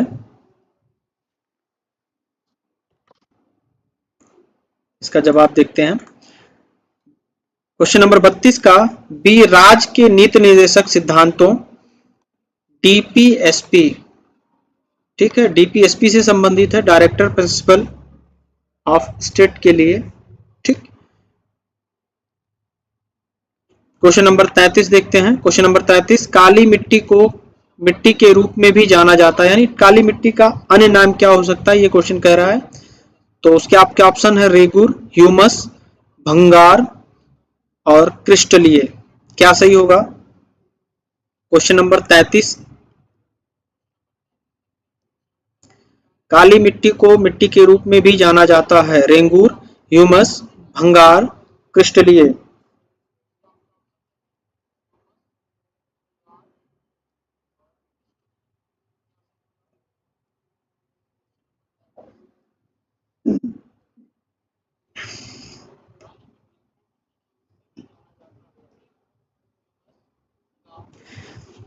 लाइक तो कई लोग कर रहे हैं, सब्सक्राइब नहीं कर रहे, कोई सब्सक्राइब भी करते रहिए, थोड़ा सा सब्सक्रिप्शन भी बढ़ाइए आप लोग।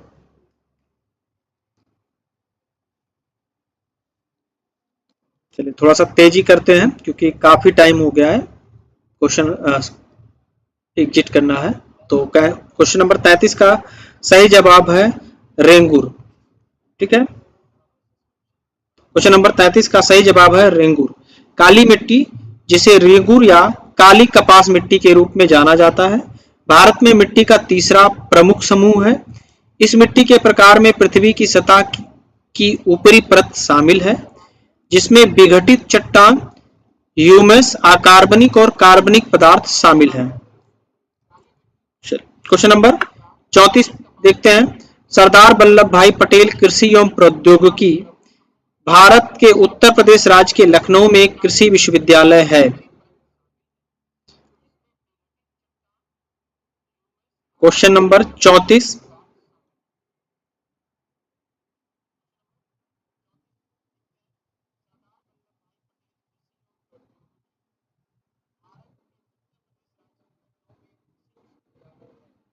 यहाँ भी थोड़ी सी टाइपिंग का मिस्टेक है।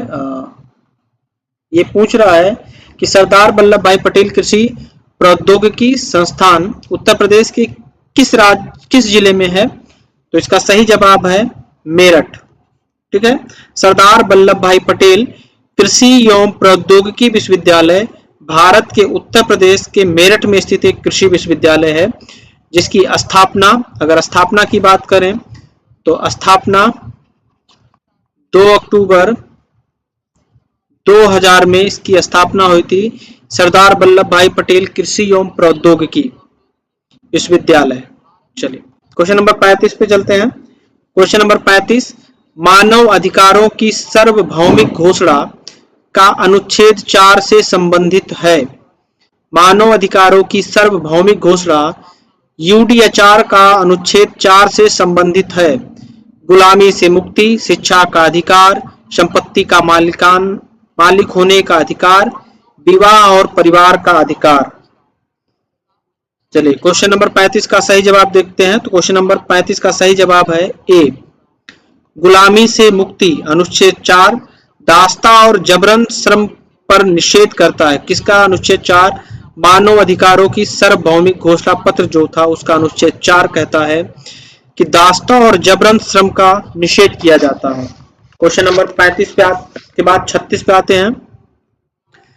किस भारतीय एनजीओ ने पारिस्थितिकी रूप से टिकाऊ कृषि मॉडल को बढ़ावा देने के लिए 2017 संयुक्त राष्ट्र विकास कार्यक्रम यूएनडीपी भूमध्य रेखा पुरस्कार जीता है? क्वेश्चन देखिए कितना बड़ा लग रहा है। किस भारतीय एनजीओ ने पारिस्थितिकी रूप से टिकाऊ कृषि मॉडल को बढ़ावा देने के लिए 2017 संयुक्त राष्ट्र विकास कार्यक्रम भूमध्य रेखा पुरस्कार जीता है? आपका ऑप्शन है स्माइल फाउंडेशन, प्रथम फाउंडेशन, स्वयं शिक्षण प्रयोग, सम्मान फाउंडेशन।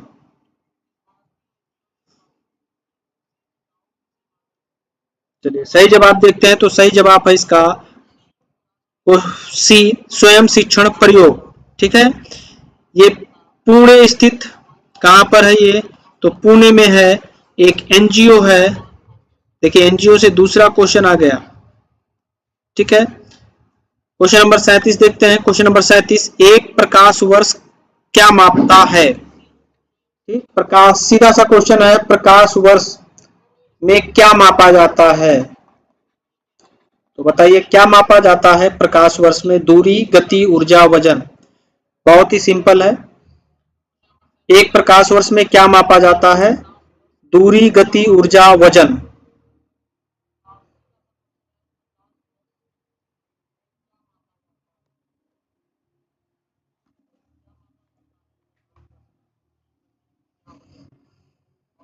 37 का सही जवाब है दूरी।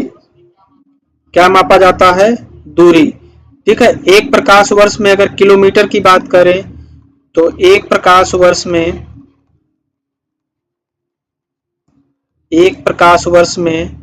9.461 ट्रिलियन किलोमीटर होता है। ठीक है। क्वेश्चन नंबर 38, मानव आंख का रंग आंख के में मौजूद द्रव्य पर निर्भर करता है। ठीक है, अगर आपके आंख का रंग है तो वो किस द्रव्य की मौजूदगी की वजह से आंख का रंग निर्भर करता है? आपके ऑप्शन है आइरिस, कार्निया, चेहरा, लेंस। ठीक है, तो इसका सही जवाब होगा 38 का आइरिस। ठीक है, आइरिस में मौजूद द्रव्य पर निर्भर करता है। ठीक है, यदि आंख का रंग भूरे और लाल रंग द्रव्य कोलेजाइन फाइबर आइरिस की समग्र संरचना के पैटर्न पर निर्धारित होता है। ठीक है, आइरिस का रंग निर्धारण करने के लिए जिम्मेदार प्राथमिक द्रव्य रंग मेलेनिन है, जो आइरिस को भूरे, हरे, नीले या अन्य रंगों के विभिन्न रंग प्रदान करता है। क्वेश्चन नंबर 39 पे आते हैं। राजा प्रदीप, ठीक है, गुड, अच्छा कोशिश है, ऐसे आप जवाब देते रहिए।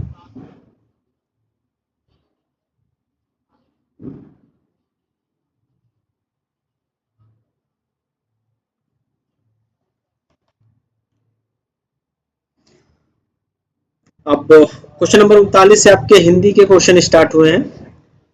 तो कुछ लोग हिंदी की वजह से केवल जुड़े थे, तो हिंदी के लिए आप फिर से जुड़ जाइए। ये 38 क्वेश्चन आपके जीएस के थे, और अब जो क्वेश्चन है 75 क्वेश्चन तक, 39 से 75 क्वेश्चन तक, वो सारे हिंदी के क्वेश्चन है। सब्सक्राइब आप लोग नहीं कर रहे हैं, बार बार रिपीट कर रहा हूं, लाइक करते रहिए, शेयर भी कर दीजिए।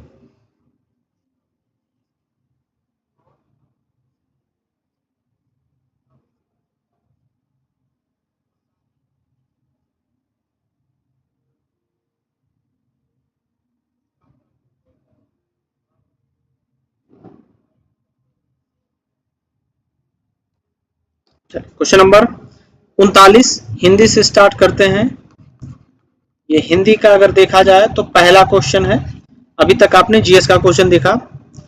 पहला ही क्वेश्चन है, मैंने यह काम कर लेना चाहिए वाक्य में अशुद्ध अंश है। ऑप्शन है मैंने, यह, काम और कर लेना चाहिए। ठीक, तो क्या होगा? यहां पर अशुद्ध है मैंने। ठीक है, मैंने क्या है? अशुद्ध है। इसका सही होगा मुझे यह काम कर लेना चाहिए। इसका सही होगा मुझे यह काम कर लेना चाहिए। क्या होगा? मुझे यह काम कर लेना चाहिए, इसका शुद्ध जवाब होगा।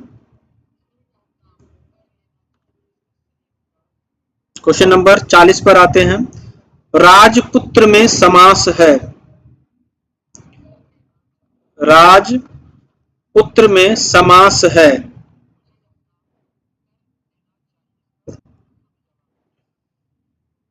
ऑप्शन है द्विगु, द्वंद्व, अव्ययीभाव, तत्पुरुष। क्वेश्चन नंबर 40, राजपुत्र में समास है। आई थिंक हम लोग का 1.5 घंटा हो चुका है। 75 क्वेश्चन 2 घंटे में कंप्लीट करेंगे तो कैसे काम चलेगा। लेकिन क्या करें, स्पीड तेज नहीं कर सकते, धीरे धीरे चलते हैं। कम से कम एक दिन में 75 से 80 क्वेश्चन अगर आपके तैयार हो गए, ठीक है, धीरे धीरे 10, 12, 15 दिन है तो 1000 क्वेश्चन हो जाएंगे। अगर उसमें से 10 ही 20 क्वेश्चन आ गए तो हमारा मोटिव जो था वो सफल हो जाएगा।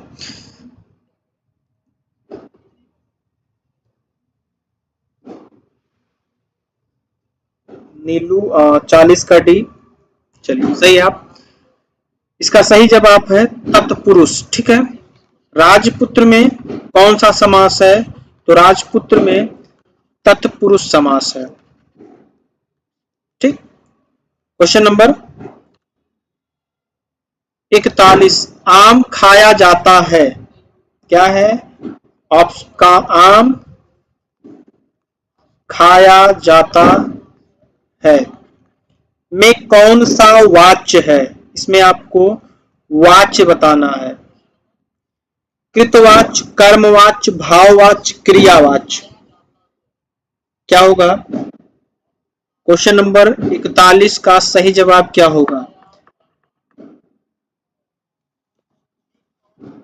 आम खाया जाता है में कौन सा वाच्य है?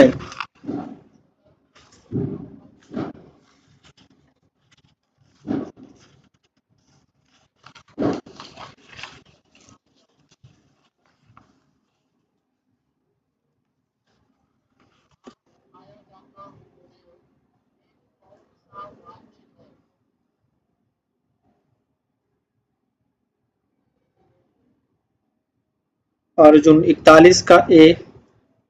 और कोई?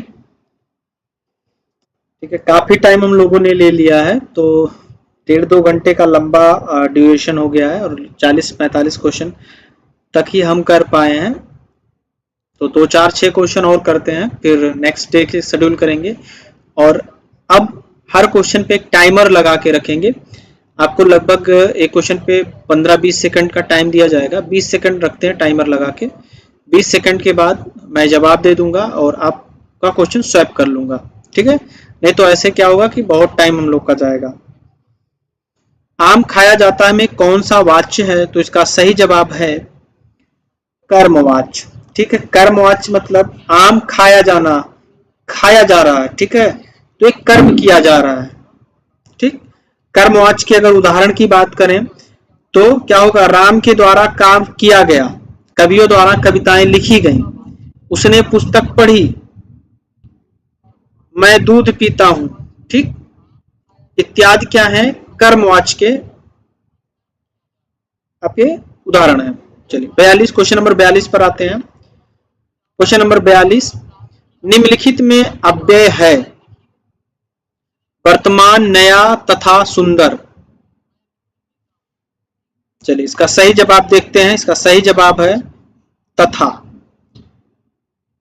ठीक, तथा शब्द क्या है? अव्यय। अव्यय का शाब्दिक अर्थ क्या होता है? जिसका व्यय ना हो रहा हो। हिंदी में हमने अव्यय आपको बताया भी था, जब, तब, अभी, उधर, वहां, इधर, कब, क्यों, वाह, आह, ठीक, अरे, तथा, योम, किंतु, परंतु, बल्कि, और, इसलिए, अतः, अतएव, चूंकि, अवश्य, अर्थात, ऐसे कई शब्द हैं। क्या है? अव्यय है। अव्यय का मतलब जिसका ह्रास ना हो, खत्म ना हो रही हो जो चीज। चलिए क्वेश्चन नंबर 43, हिंदी में अल्प विराम का चिन्ह है। अब क्लासरूम क्लासेस जिन्होंने ज्वाइन की थी वो बताएंगे। हिंदी में अल्प विराम का चिन्ह है। Question number 43, A B C D कौन सा इसमें से अल्प विराम का चिन्ह है?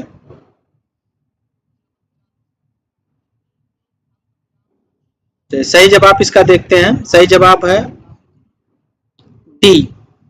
ठीक है, अल्प विराम का चिन्ह क्या है? ये जो हम कामा लगा देते हैं छोटा सा। क्वेश्चन नंबर 44, नाक कटना मुहावरे का अर्थ है। नाक कटना मुहावरे का अर्थ है खून बहना, बदनामी होना, नुकसान होना, इज्जत करना। क्या होगा इसका?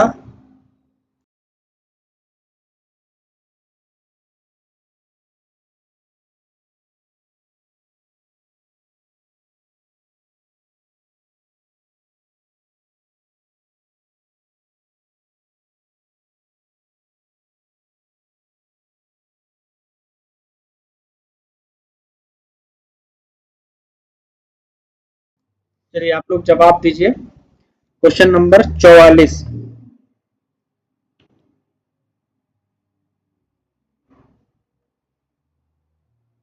क्वेश्चन नंबर 44 आपको दिख रहा होगा। तो एक दो क्वेश्चन और करते हैं। क्योंकि टाइम ज्यादा हो रहा है। जवाब दीजिए।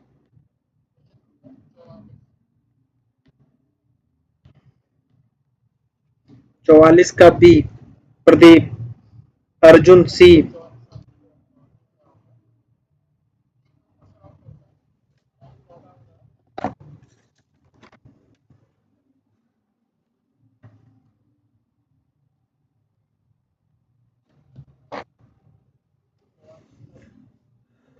सही जवाब इसका है 44 का सही जवाब होगा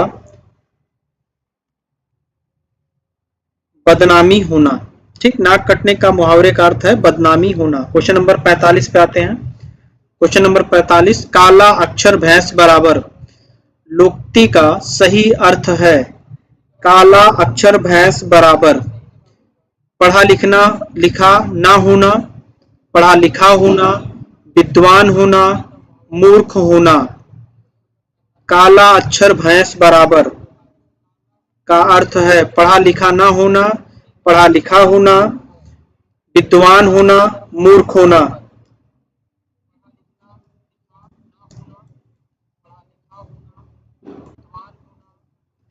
चलिए क्वेश्चन नंबर 45 का सही जवाब देखते हैं। तो सही जवाब है ए। ठीक है, पढ़ा लिखा ना होना। क्वेश्चन नंबर 46 पे आते हैं। अद्भुत रस का अस्थाई भाव है। अभी हाल ही में ऑफलाइन क्लास में भी ये टॉपिक चला है। अद्भुत रस का अस्थाई भाव है क्रोध, आश्चर्य, विस्मय, भय।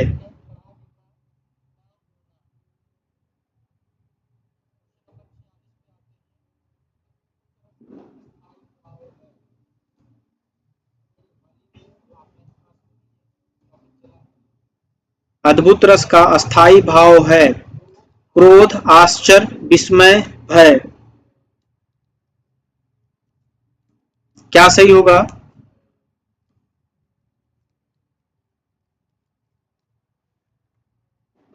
थिंक आप लोग को वीडियो लाइव मोड में नहीं जा रही है। एक बार जहां पर क्वेश्चन आपको दिख रहा है एक बार आप क्लिक कीजिए और आपके लेफ्ट में स्क्रीन पे लाइव का एक बटन चल रहा होगा, वो देखिएगा रेड नहीं आ रहा हो तो उस पर एक बार क्लिक कर दीजिए, तो आप एकदम एक्यूरेट लाइव में चलेंगे। अभी आपका आई थिंक ड्यूरेशन 1-2 सेकंड का डिले के साथ चल रहा है, तो मैं यहाँ जो बोल रहा हूँ वो आप तक 1-2 सेकंड 5 सेकंड बाद पहुंच रहा है।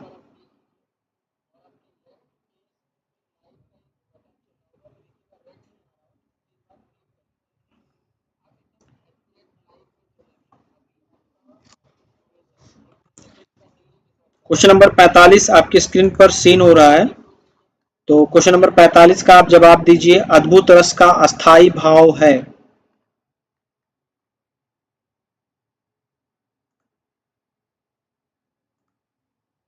और इस सेशन का ये लास्ट क्वेश्चन रखते हैं। 9:15 तक का टाइम हो गया, लगभग 2 घंटे हम लोग के हो चुके हैं। अद्भुत रस का अस्थाई भाव है तो क्या होगा? अद्भुत मतलब आप देख के ही क्या हो जाएं, आश्चर्यचकित हो जाएं, तो क्या होगा? आश्चर्य।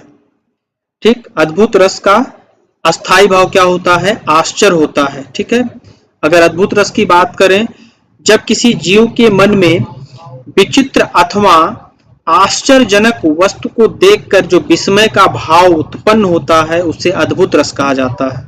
ठीक है, इसमें क्या होता है? आंसू आना, रोमांच पैदा हो जाना, गदगद होना, कांपना, आंखें फाड़ कर देखना इत्यादि। जैसे आपने कुछ विचित्र देख लिया तो क्या करेंगे? ऐसे एकटक ताकते रह जाएंगे। ठीक है, तो इसी को हम लोग आज कंक्लूड करते हैं अपना सेशन। क्वेश्चन नंबर 46 पे कंक्लूड करते हैं। कल से क्वेश्चन नंबर 47 पे स्टार्ट करेंगे क्लास, और भी क्वेश्चंस जोड़ेंगे। ठीक है, एक बार आप सभी लोग लाइक, जाते जाते लाइक, कमेंट, शेयर और सब्सक्राइब, तीनों चारों ऑप्शन एक बार कर लीजिए। वीडियो समाप्त हो जाएगी, इसके बाद भी रिकॉर्डेड रूप में वो रहेगी, और उस लिंक को पढ़ने वाले साथियों को भेजिए अपने, और बोलिए कि सब्सक्राइब करें। थोड़ी सी संख्या बढ़ेगी इससे हमारा।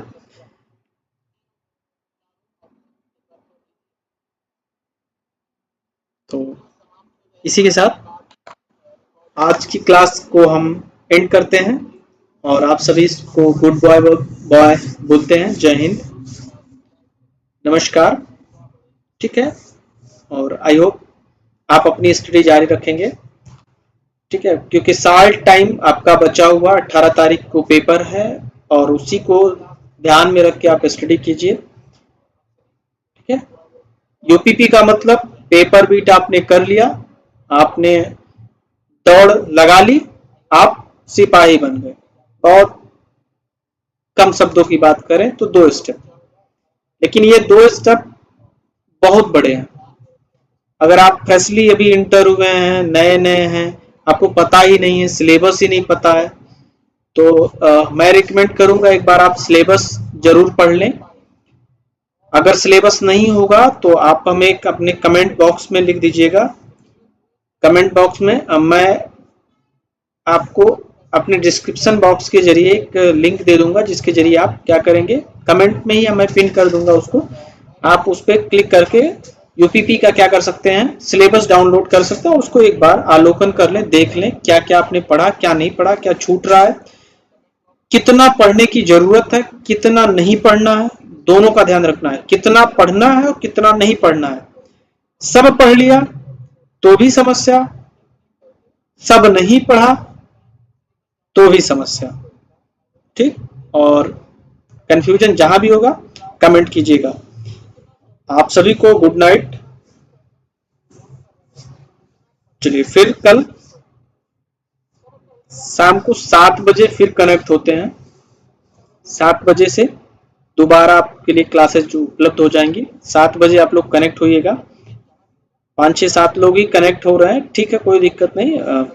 आप ही 5-6-7 लोगों के लिए चीजें हमने रखी हैं। अगर 5-6-7 में से कोई भी एक